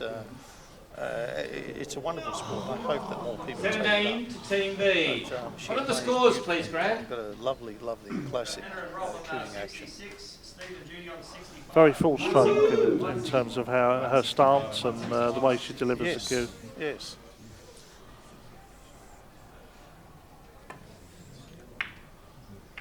Okay, so we're just under the 10-minute mark now in terms of the time left within this particular game. I wish I had a handle on the scores here in the commentary box, but unfortunately we don't have that facility. for this particular game here now, and we are reliant on the production team for providing that information. Somebody might run out. And I think they seem to have... Level. There we go. Just before that break. So. Level on what? 65 to 160. Okay. So we've just been advised that the scores are almost level at 165-ish. With just over 8 minutes left.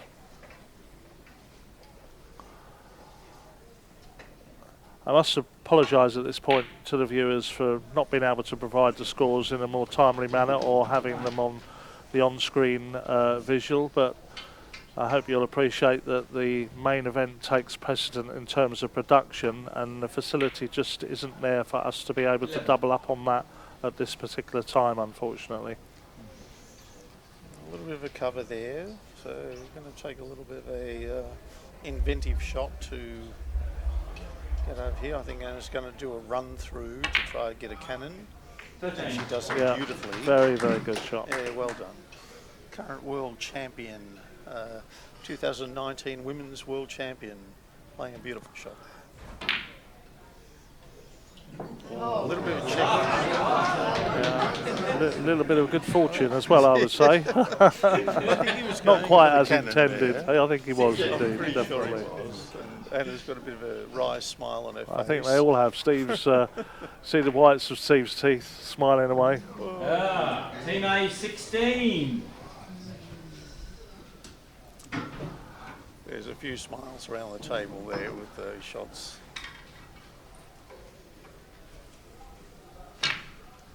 As a 2002 World Amateur Snooker Champion.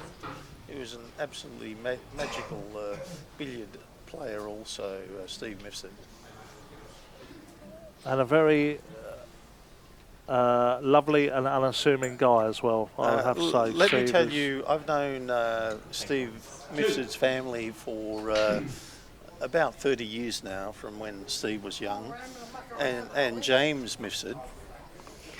And Steve Mifsud, the whole family, they are really a class act. Yeah. Steve Mifsud would be one of the most humble champions that you could possibly meet. Absolutely. And I remember when he won the World Championship, his father rang me to tell me about the Amateur World Championship he won. But Steve is just one of the most humble people that you possibly know. And the wonderful things about him and his family, I remember playing him a couple of years ago in a billiard championship, and I recall him, we were, something like 70, pretty level in the match, and he ended up making a break of 228. And I thought to myself, when we were 70 all, that I had a chance of beating him, and then I realised the class. But at the end of the match, Steve would always say something complimentary to you. And that is a mark. That is a mark of the man. Actually, it really is. He's a very humble absolutely person. Absolutely. And I love the family. I miss his dad, who was a wonderful billiard player and an enthusiast for the game, and that's why both James and Steve are champion players. Well, you mentioned James. I mean, we talked there about the kind of bloodlines. We've got a fantastic Q Sports family there, with James now is arguably possibly better than Steve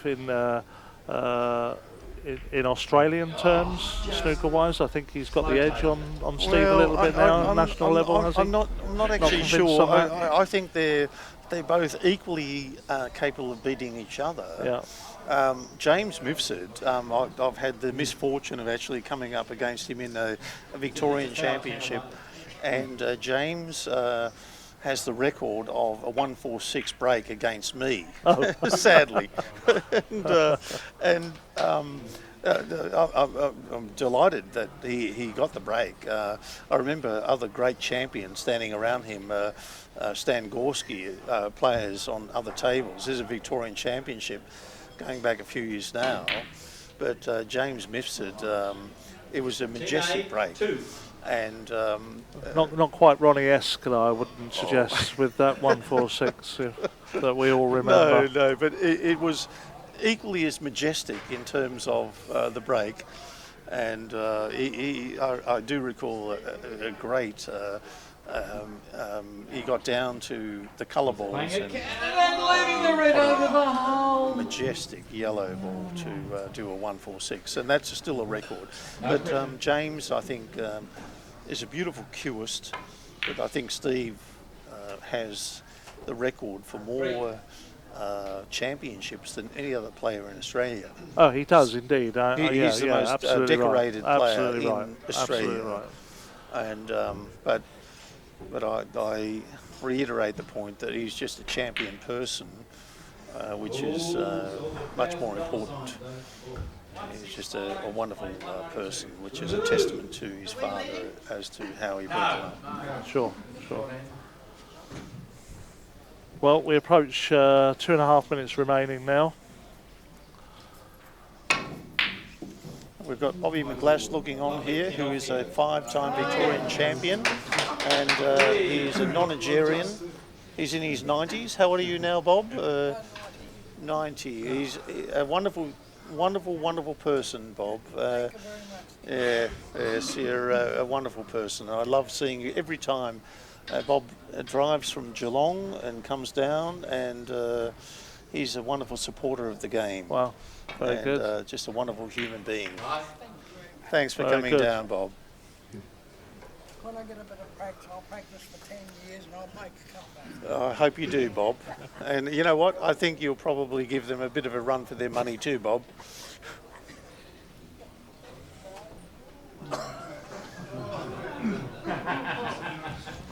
Team B, 5. And thank you, Dan, for doing this Right, wonderful. that's it. An official What you do with Cue Ball TV. Major shout out to Dan, I have to say. It's phenomenal exceptional. production. You know, I've been phenomenal watching production on Cue Ball TV, and we often don't think about it. We get online and we look at the different cue sports that you put on, and people don't appreciate the amount of work. I've seen you actually set up, and it's great what you do. You give us the pleasure of being able to watch, and thank you very much, Dan. Yeah, at the end of the day, it's the game shop window really for the modern age, and as you rightly say, the quality of production and the professionalism is just quite simply outstanding. Really, it would rival TV production in lots of ways. Absolutely outstanding, and the fact of the matter is that the equipment that goes into actually producing this, it costs a lot of money to be able to support the technology that goes into this. Indeed. And we're all appreciative, but I think the public needs to also be appreciative of this. We've got 12 seconds to go for this. I'm not sure of the amount. The countdown time almost. Team B, 7. I just had a miss there from Judy. I think we're pretty much there now. The table clock is not quite synced to the clock, the visual that we have. There we go, that's the end. I'm not quite sure, again, because of our commentary position and the lack of ability to be able to see the scoring, what the final outcome was, but I think I'm right in saying it may well have been Steve and Judy that took the honours here, I think. Not really and sure. Dan, our producer's not sure either. It would be nice to find out before we sign off for the viewers, I think, probably. Having said that, it's not about a winner, it's about the well, I can see bigger smiles on the face of Anna and Rob. So I'm suggesting that they possibly would have won it. Maybe Just indeed. by the body language. I'm just judging by the body language there.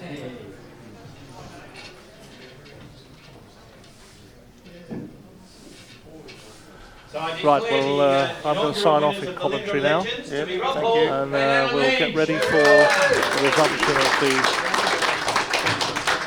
We'll I've just been advised that Rob and Anna were the winners. As I was saying, I'm going to sign off in commentary now, and we'll get ready not too long from now for the resumption of the final hour of the World Final between Peter Gilchrist and Sourav Kothari. Yeah, so what's the smiles? The money will go towards the development of Q sports, especially the women's billiards. Thank you very much.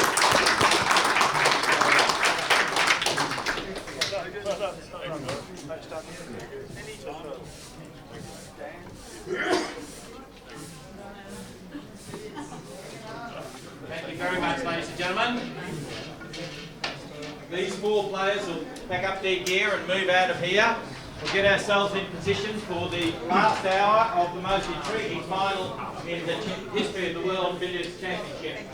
We have Sourav Kothari on 917, Peter Gilchrist at the table on 14 unfinished, which makes him 949. So this promises to be an extremely exciting hour to finish.